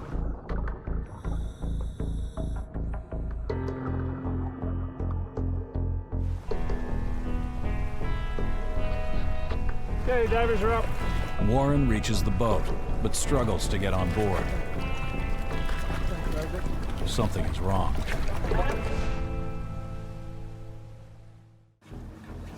Warren Fletcher has just ascended 100 meters and is displaying symptoms of the bends. Yeah, I'm feeling a little weirdness in this arm. Are you okay, Warren? Just weird, achy.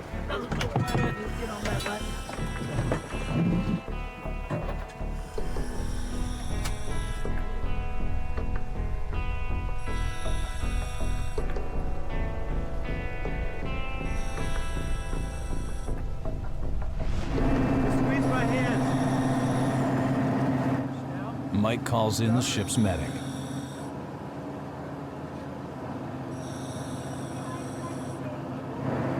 It's 100 120 over 90. Still in the normal blood pressure. Breathing oxygen is the primary treatment for Warren's symptoms. Increasing the amount in his system counters the effects of the nitrogen buildup.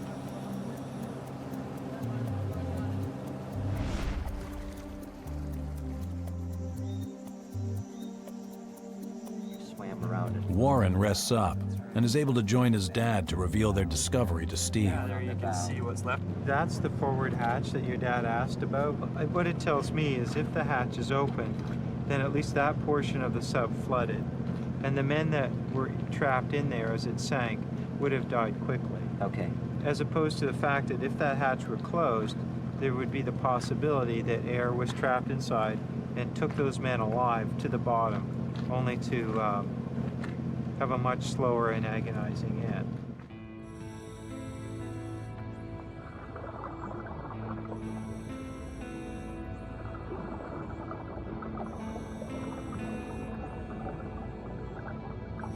So what would your father be thinking right now? I'm sure he, would have a flood of thoughts and emotions going through him, both personal and, for his comrades that were lost.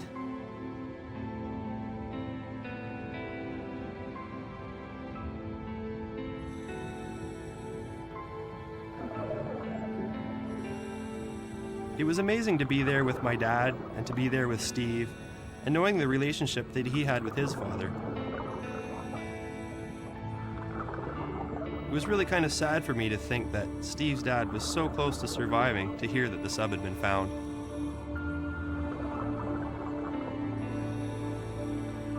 It's in exactly the right spot. It's the right style and class of submarine.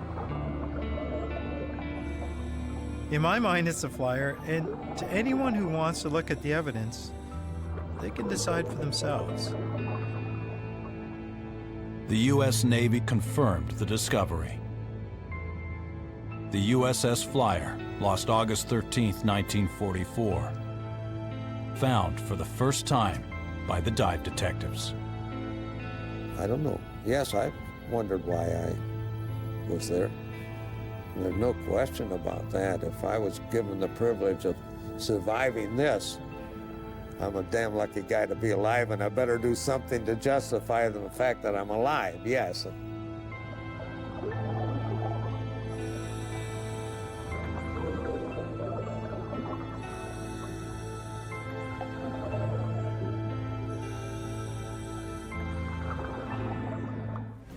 Saba Bank, a wild section of the Caribbean, notorious for rough seas, rich marine life, and drug smuggling.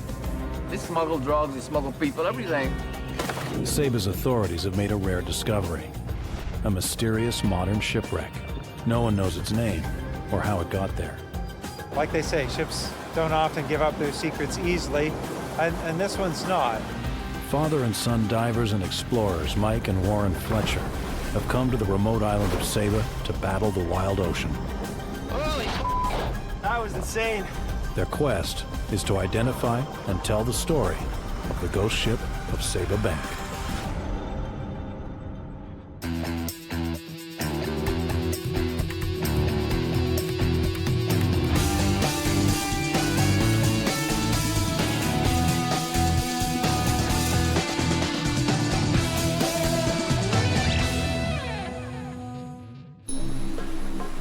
The volcanic island of Saba was settled by the Dutch nearly 400 years ago and was infamous as a refuge for pirates. Since then, its steep cliff faces and rocky coast have kept the tourists away. Offshore lies Saba Bank, a 2,000 square kilometer marine paradise, a great incubator of sea life in the Caribbean, and home to a ghost ship. The Dutch Navy accidentally discovered her May 12, 2006, during a mapping survey of the ocean floor. Sonar scans revealed a modern steel-hulled ship, approximately 100 meters long, resting on the bottom.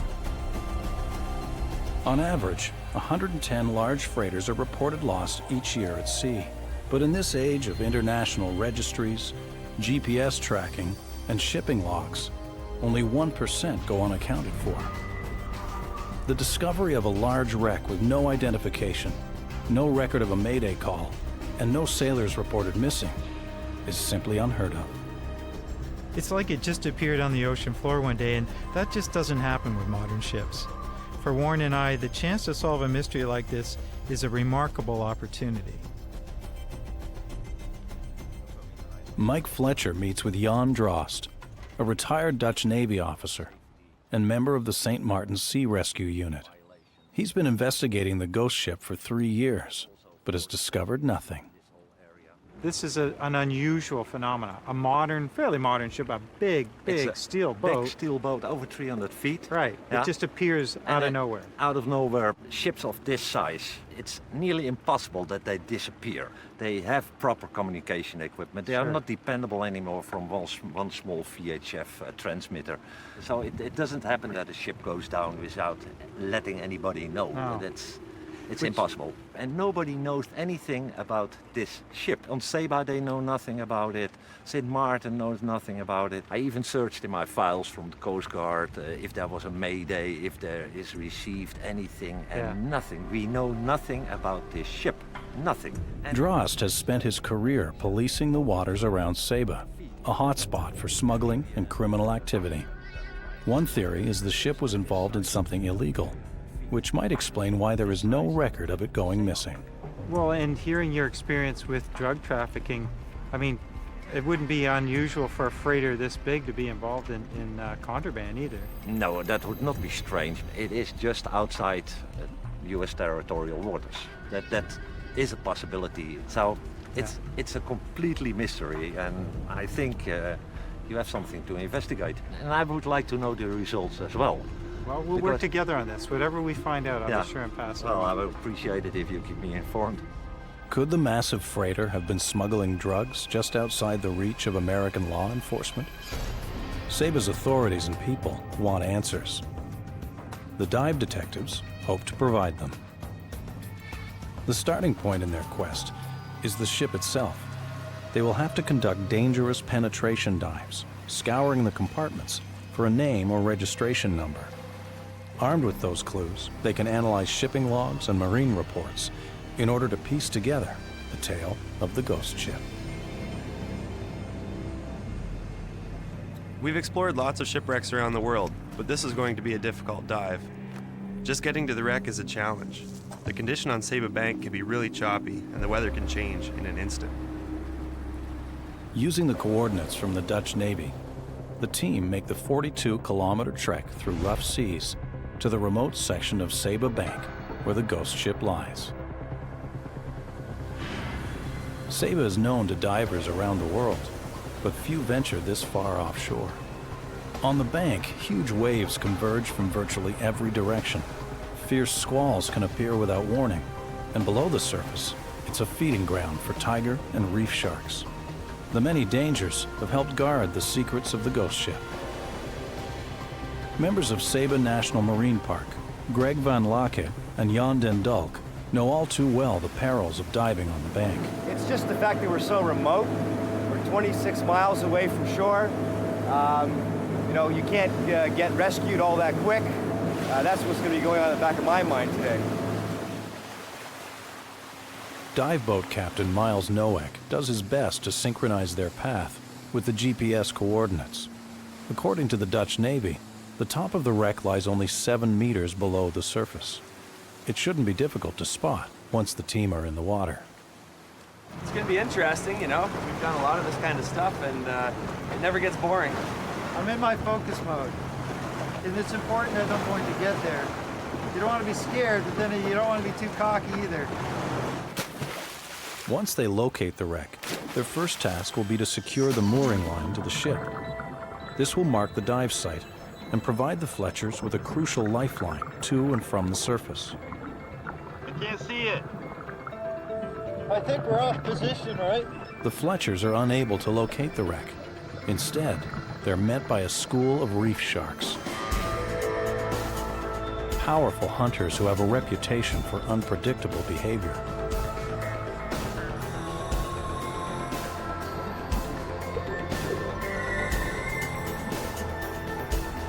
not gonna find it. We should get out of the water. The surface current and churning waves have knocked the team off target. Look out!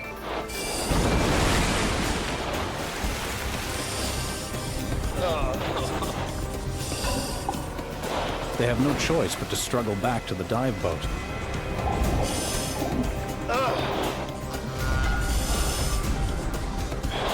Weighed down with 2 extra large tanks and a camera, Warren is in danger of being crushed as the boat rises and falls in the swells.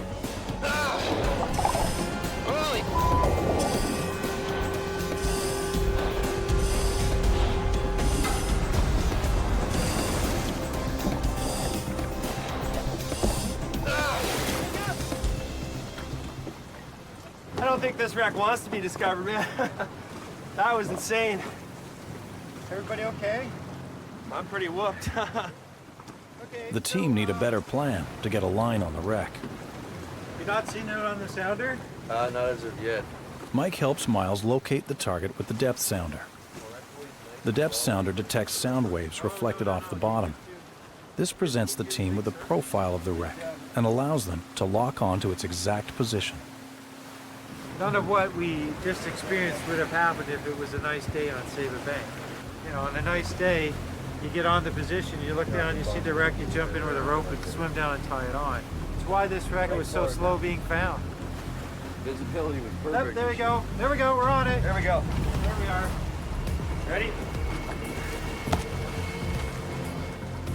The Fletchers need to mark the location of the wreck with a buoy. They head out into the rolling surf to position it near the site.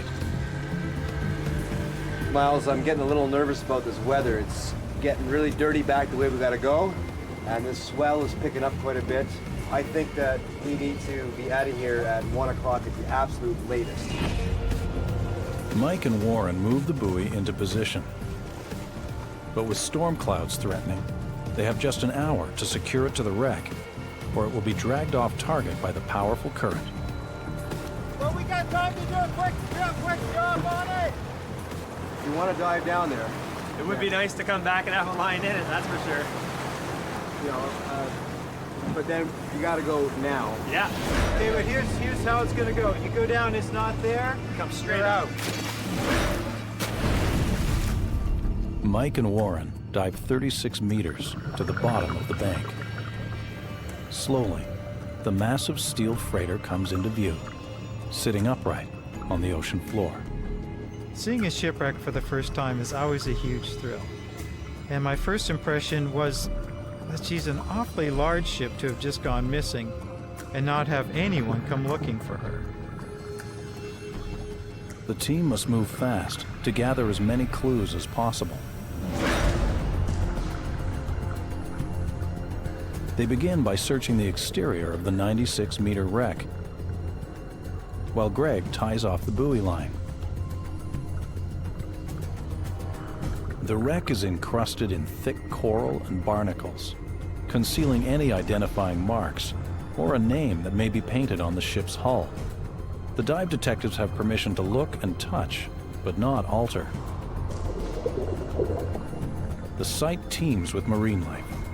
Hawksbill turtles, nurse sharks, and barracuda have adopted the freighter. To their surprise, the team discovered that the bow is completely severed. The ship has been torn apart. It's nothing like the Dutch Navy sonar images taken just 3 years earlier, when the ship was intact. It's quite possible the wreck's been hit by a hurricane. Some have enough power to move entire wrecks across the bottom. A strong hurricane might have enough force to tear the freighter apart. Time is running out, and the Fletchers must return to the surface. Warren looks back and catches a glimpse of something stashed deep inside the wreck's cargo hold. They're out of time, but the hold's contents could be an important clue to the ship's identity. Intriguing. It looks like a wreck with lots of questions and no answers. we're past the first hurdle. It's a nice feeling to know that that line is now in the wreck. And if we get 2 days of bad weather, we can count on being able to get on the wreck and helping everybody here and save us solve the mystery. Yeah. The mysterious circumstances surrounding the ship's sinking suggest she could have been carrying something illegal. The area around Saba Bank is a major transport route for drugs moving north to the U.S. The next step is to find out what the locals know. Some Sabans suspect drugs were involved and want to find out just what happened in their own waters.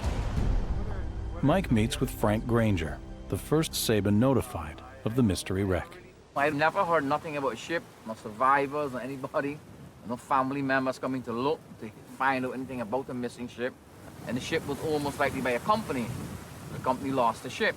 The operators of that vessel should have known where it left and where it's going, you know. Right, but none of that. No, none of that. We never heard nothing that the ship was missing on our bank. It almost smells like maybe there's a little underhanded skullduggery going on here. What do you think? Well, it could be. Well, we're going to do what we can to try and get some answers to these. Yeah, that would be great. I would like to know for myself also.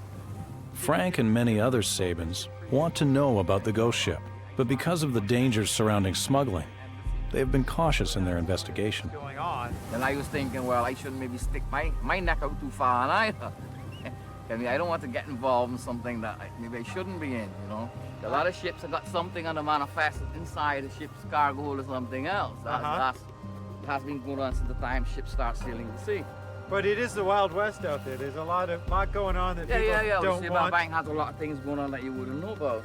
Smugglers right back. Pirates, modern day pirates. It's got a long day. Piracy still going on. They smuggle drugs, they smuggle people, everything. Each year, more than 200 metric tons of cocaine are seized in the Caribbean en route to the United States. The ship may have been sunk as part of a dangerous criminal enterprise.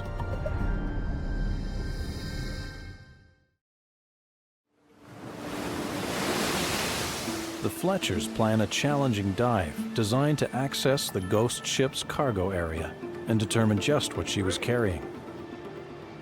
Critical clues to identifying the wreck.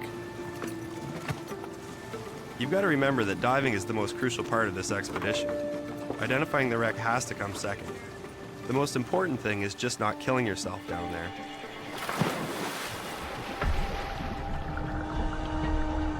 They follow the buoy line down and head straight for the shattered holds. The wreck has settled lower into the sandy bottom beyond the ocean floor. In order to investigate the cargo, Warren must go beyond his planned depth. His air mixture allows him to safely dive to a depth of 36 meters. But now he must go deeper, a risky business at these depths. He propels himself down another 6 meters into the hold.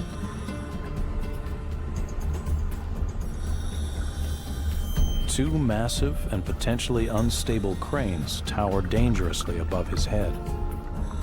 His father watches from above, ready to help in an instant.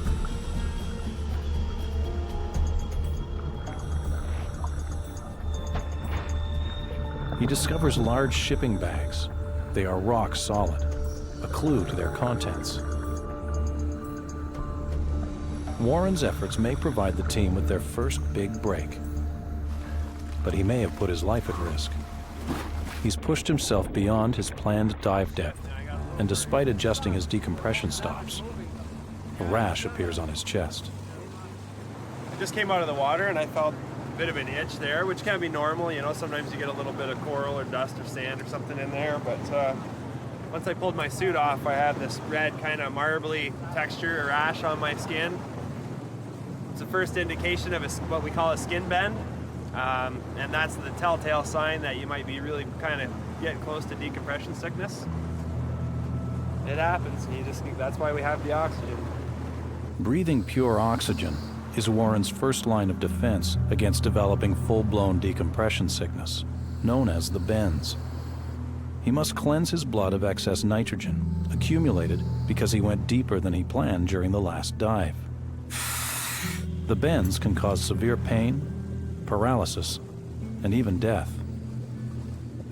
Warren can't risk going back down to the wreck, so Mike will have to continue the investigation alone. Kind of feel weird going without you, War. The last 10 years, I don't think there's been too many times we haven't been in the water together.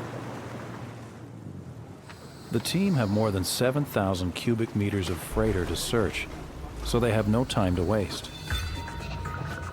Mike must penetrate the wreck to search for clues. But exploring an unknown vessel is a risky task without Warren. If he gets lost or injured, there will be no one inside the wreck to help him. Mike enters the pilot house, near the highest point in the wreck. The control center for the ship. This is where the crew would have stood watch and piloted the vessel.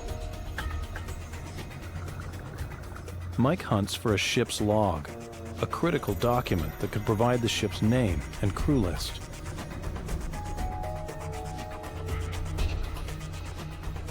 One wrong move in these tight spaces, and this maze of debris could trap him. It's kind of a weird, tumultuous feeling. I don't know how to describe it. I love seeing what's going on down there, and I also love to be there with my dad in case if he has a problem and I can help him out. Me and my old man do have a weird relationship. We do lock horns quite a bit, but it comes right down to it, we're there for each other. Due to the danger of searching alone, Mike limits his investigation to the pilot house.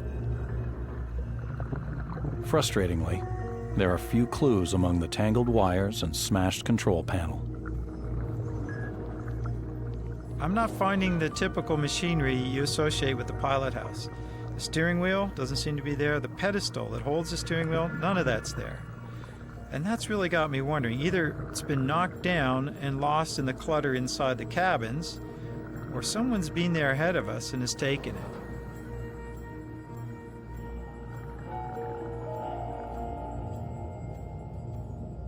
Mike finds nothing useful in the ruins of the pilot house, and going deeper into the ship might increase his own risk of contracting the bends.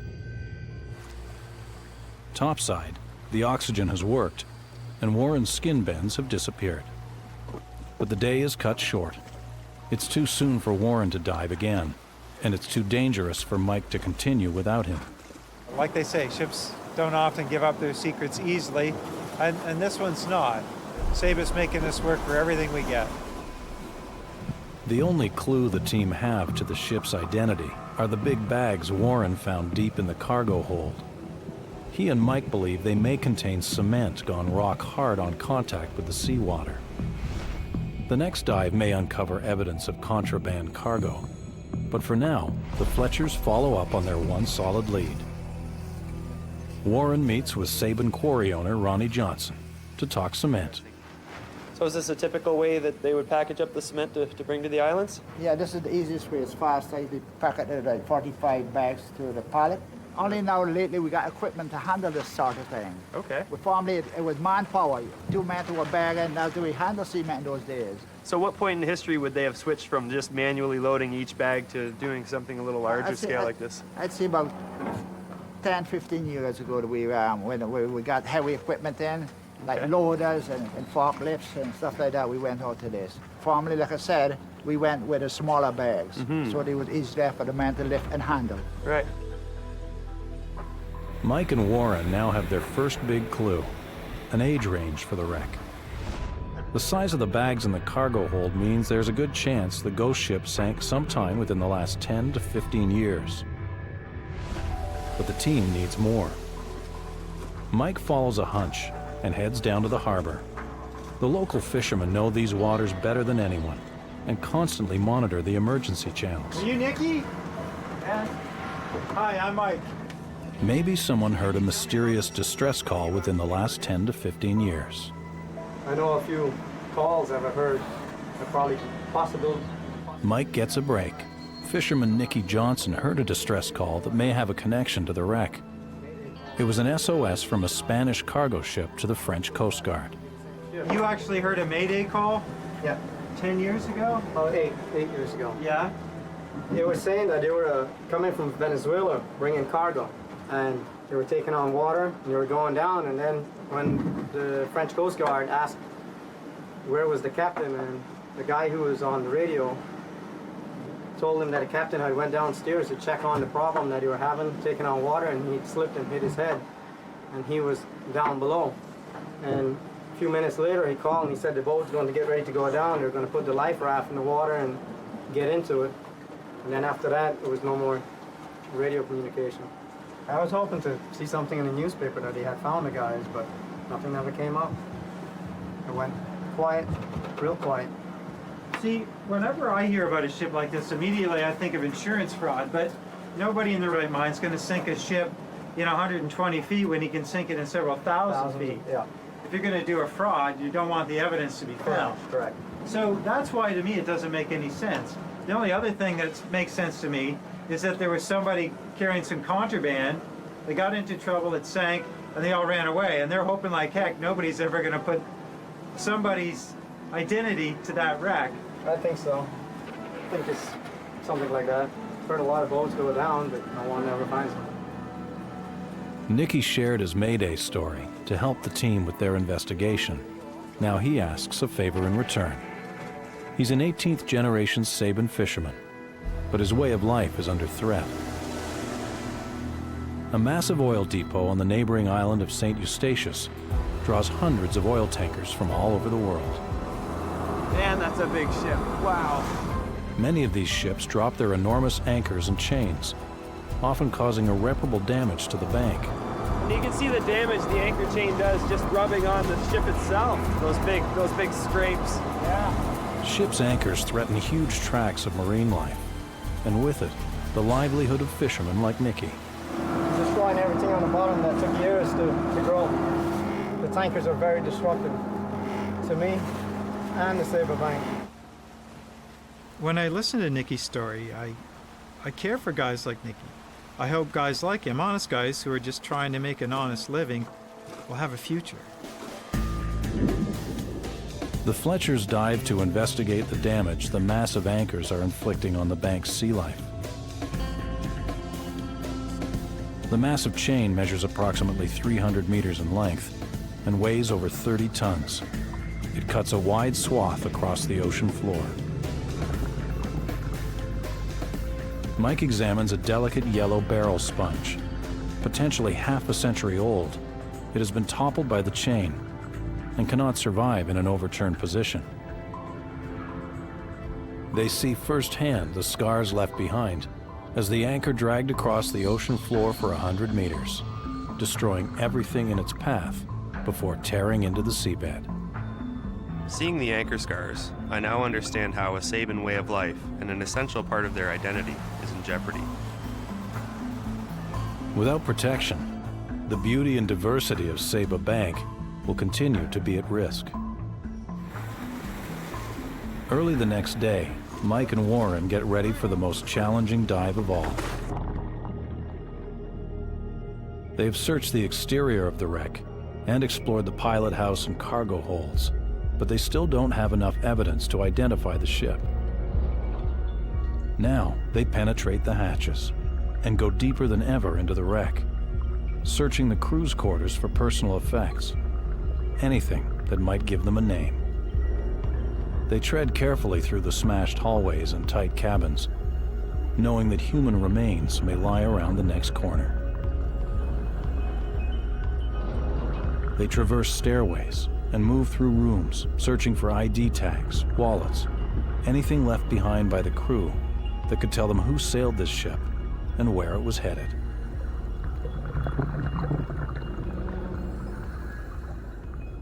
As you swim through the wreck, you realize this was a vibrant ship not so long ago, with men and perhaps women walking the decks.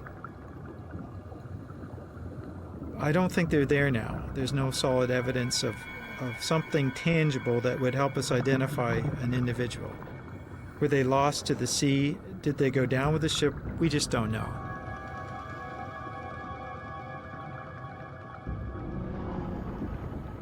It's as if the ship's crew suddenly disappeared.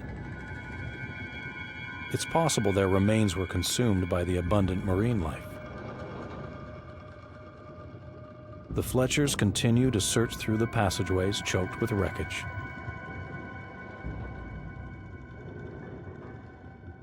Warren makes a discovery that could be a clue to the missing crew. He's found a flag tangled within the stairway. Oh, it's definitely a clue, Warren. Oh, yeah. No one on the team recognized the flag. It could be a courtesy flag, used by ships everywhere as a sign of respect when entering another nation's waters. Or it could represent the country under which the ship was registered. Either way, it may result in a breakthrough. Warren goes online, scanning through flags of the Caribbean, searching for a match. Hey, there's one that looks like it. St. Vincent Grenadines. I don't think there's any question. It is a huge break for the team. St. Vincent and the Grenadines might be the ship's home country. It's a promising lead for us, but without a name, we're still searching for a needle in a haystack. We're gonna have to go deeper into the wreck. The ship's engine room is the last part of the ghost ship to be explored. But the Fletchers will have to descend 5 stories into the heart of the wreck to find it. Look for an engine builder's plate. Something off in the engine room will be a key as to the identity of the vessel. Few divers would drop so far into a completely unknown wreck. But if they can find a name or serial number, they could crack the case wide open.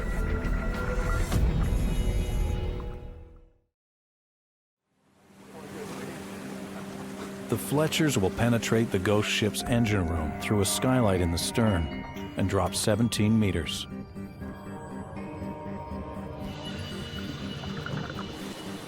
Working that deep in the ship with no communication to the surface, Mike and Warren will be entirely on their own. If anything goes wrong, no one will know until it's too late.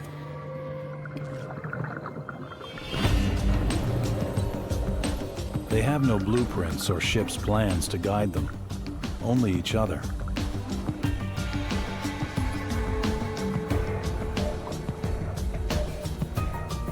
They finally reach the engine room. A maze of narrow stairwells littered with smashed machinery, electrical cables, and broken pipes. Their own movements stir up years of debris, clouding their visibility.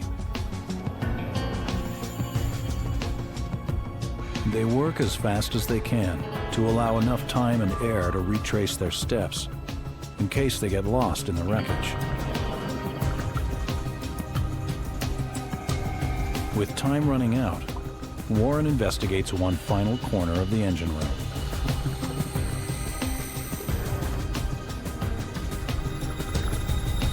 And his efforts pay off. I don't know if you noticed this. I found some writing. It's on an electrical panel, Yeah, right? you can see all the wires sticking out. I think it's Russian. It's gotta be. It's that crazy Russian alphabet. I wish I knew what it was called. But now this is odd because it's Russian at the bottom, and I'm not sure, but to me that looks a little bit like Polish. If you look really close right there, it says 1968. It's stamped in there. Yeah. So we're looking for a ship that sank, obviously, after 1968. Right. So you think this is some sort of Admiralty inspection plate?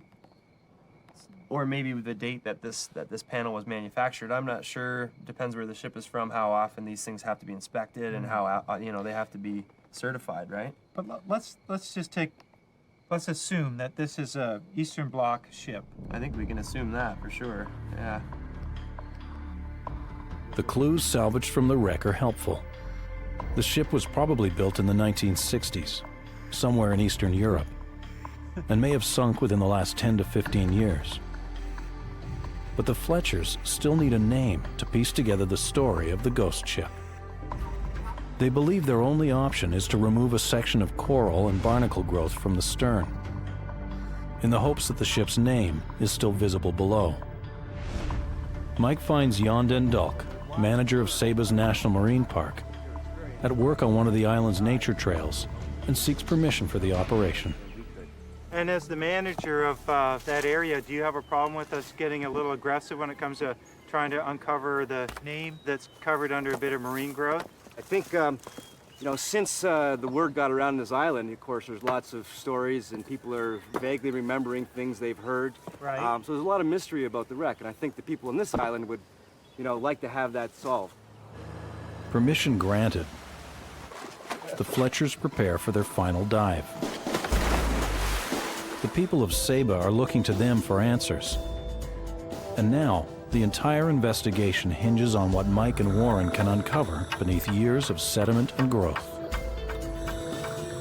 It's hard work, and any paint still on the ship could easily come off with the coral. We've done jobs like this before on commercial ships, often using water jets. But the hammers are actually better because we can control the amount of force needed to just remove the growth and still trying to protect any writing that might be underneath.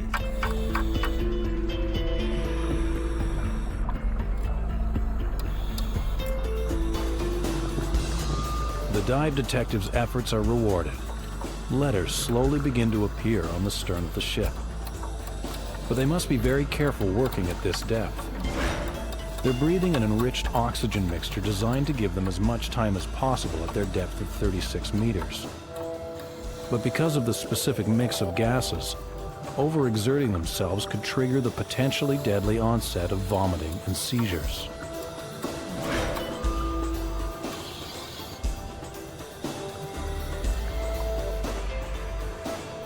A name emerges. It could be the clue they need to unravel how this massive freighter ended up on the bottom. Awesome. It always seems to work this way. You have a lot of bad luck, things aren't going your way, and then right at the end it all comes together. But Mike and Warren disagree about what they found. I say Narina. Narina? Narina. Yeah, you think so? Yep. I sure thought it was an N. N or M? I thought it was an N. Okay. Well, I'm going to go with Marina. Okay. You just said Narina, and now you're saying Marina. I want to be right. Now, hold on. There it is right there. Wow, it looks like an N there. It sure does. Okay, so N-A-R. But, whoa, wait. See that little triangle that comes down? Mm-hmm. You see that tiny little bit of a line right there? Uh-huh. I think that might be part of an M. Okay. If you see that, like that line right there should continue down, but it doesn't, it breaks up. See that? Yep. So I think you're right, I think it is Marina. Okay, so M. Marina makes more sense, it's a very nautical term, right? I don't know. I think it's a woman's name. It'd be a good name for a ship anyway, Marina. The team have amassed an impressive body of evidence. Its approximate age, where it was likely built, its cargo. They also know the ship carried a St. Vincent and Grenadines flag, and most importantly, was named Marina. Now they hope these clues will lead them to what really happened, how this vessel came to lie on the bottom of Saba Bank.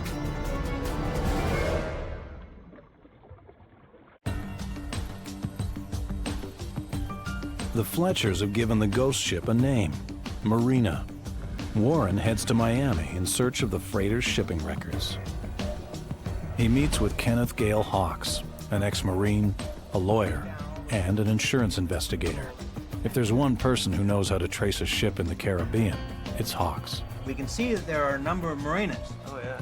Hawks has found several ships named Marina in the official shipping logs. Warren must help him narrow down the list and identify the correct vessel. Those tons. Yeah, that's way too big. We know that isn't it, right? Mm-hmm. Okay, and oh, well, there you go, St. Vincent and Grenadines. We actually found a St. Vincent flag on board the ship. Okay.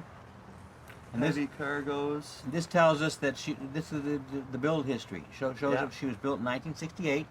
Oh, yeah, 1968, yeah. Did you see anything in the ship that indicated 1968? We did, actually. On an electrical panel, we found a date that had been stamped in, and it was 1968. So that's really interesting.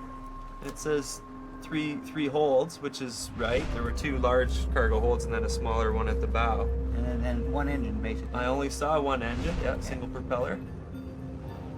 Well, I'm definitely excited by this wreck. Everything really fits the mold perfectly, so it's, I would say more than likely that it was this ship. Well, I'd agree with you, Warren. I think that's probably the ship. Yeah. Warren and Hawks have found the right Marina, but the records offer a strange story. It appears she suffered a near-fatal accident 120 kilometers away from where she was discovered on Saba Bank.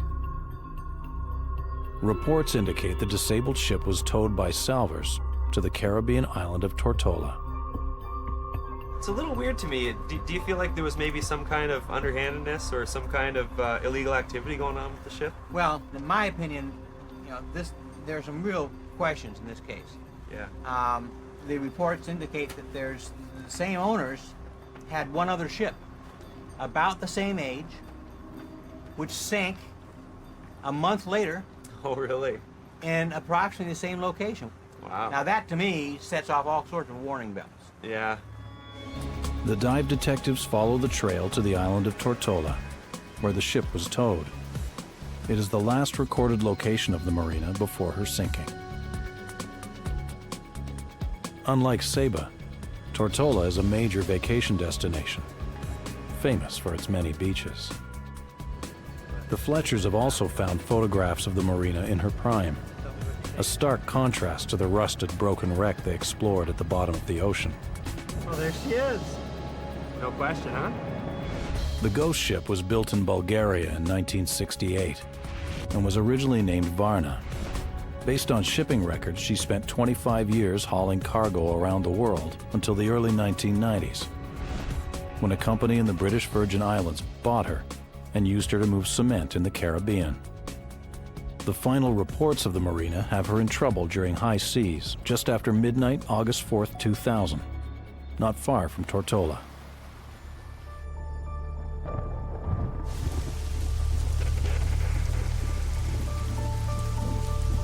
A night that local salver Kevin Rolette remembers well. Rolette was responsible for bringing in the Marina the day after its first brush with danger. He may also be one of the last people to have seen her afloat. They hope he can explain what happened to her on Tortola, and ultimately what took her to the bottom of Saba Bank. Hi there, Kevin. Kevin is taking the Fletchers to where he first met up with the Marina. You guys about ready? Yeah, you want to go right now? Yeah, we got Derek, who helped us with the Marina up in town. We're going to pick up on the way. And okay. You guys can give a hand getting the lines out. Sure. Let's get rolling. Just after midnight on the 4th of August 2000, Rolette was among the first to hear the Marina's desperate calls for help. The ship was taking on water, and the crew was preparing to abandon her. He was also the first to contact the local island police, who rescued the crew in high seas, leaving the Marina abandoned and adrift.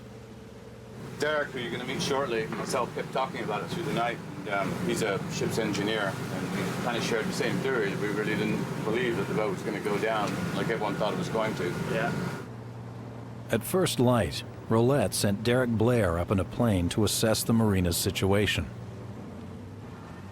Blair, a veteran marine engineer with 40 years of experience, was among the first to lay eyes on the ship after the crew was rescued. His aerial reconnaissance revealed a ship that was still afloat, but taking on water. And you can see the decks were awash. She was very low in the water, and she was rolling water off the scuppers and off the decks. Wow. Abandoned hours before, the Marina was drifting dangerously on a collision course with the rocky shores of nearby Ginger Island. Authorities feared that the Marina's massive fuel tanks would rupture when she smashed into the island, an environmental disaster in a region dependent entirely on tourism. Rolette decided to save the ship.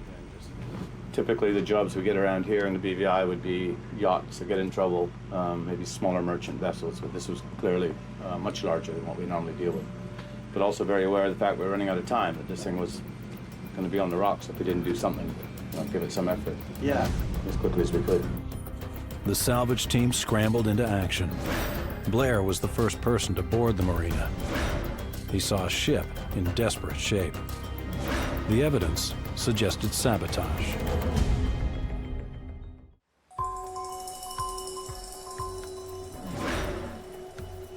The Fletchers suspected the mystery ship had been involved in shady business.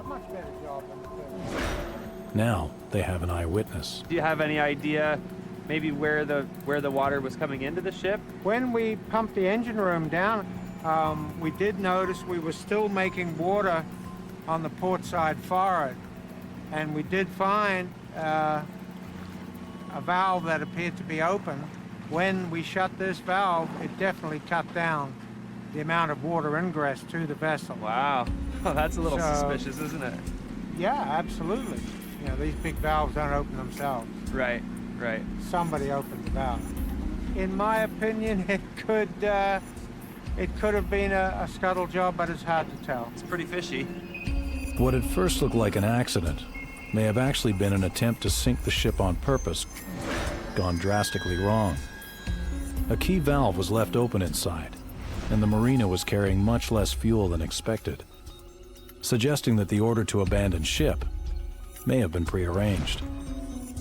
The ship's owner may be the only one with the answers. It's just in my nature to be inquisitive, and I've worked in the marine industry long enough to know that there's a lot of slippery fish out there. Did you ever get the feeling like this guy maybe wasn't on the up and up? I can't say that at first. In my dealings with him, I found him very charming, interesting guy, interesting background. For me personally, the biggest task was to try and get the thing under tow. And you know, at that point, she had her rudder turned, so she was quite unwieldy with a heavy lift to one side, water scooping off the deck. Salver Kevin Rolette and his crew managed to stabilize the Marina and safely tow her 38 kilometers to Tortola, where he continued to make repairs.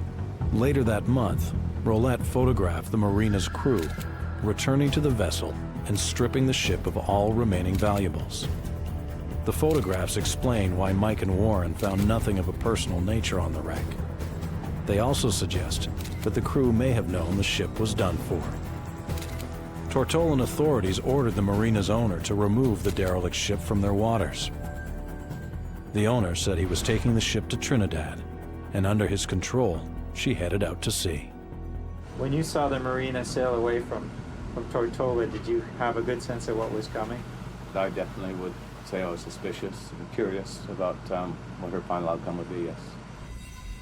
The Marina leaves Tortola in September 2000, never to be seen or heard of again, only to reappear on the bottom of Saba Bank. So do you find it surprising that we managed to find the Marina down on Saba Bank? No, I'm afraid not.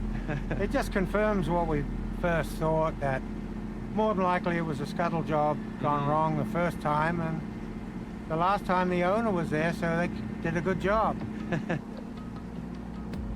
Perhaps after decades of service, the freighter had outlived its usefulness. The cost to repair and get the Marina back up to safety specs could have been hundreds of thousands of dollars. Even towing her to a port where she would be sold as scrap would cost more than she was worth. Instead, she ended up on Saba Bank under questionable circumstances. Only her owner knows the truth, but he died in 2001, a year after the ship was last seen. The Fletchers pass on the results of their investigation to the Saban authorities. It's great to be able to unlock the riddle of the ship, and after all these years, give something back to the island and its people.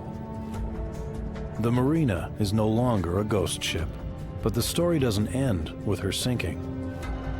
Once considered an environmental hazard, it's now fostering all kinds of marine life and helping to revitalize the ecosystem of Saba Bank.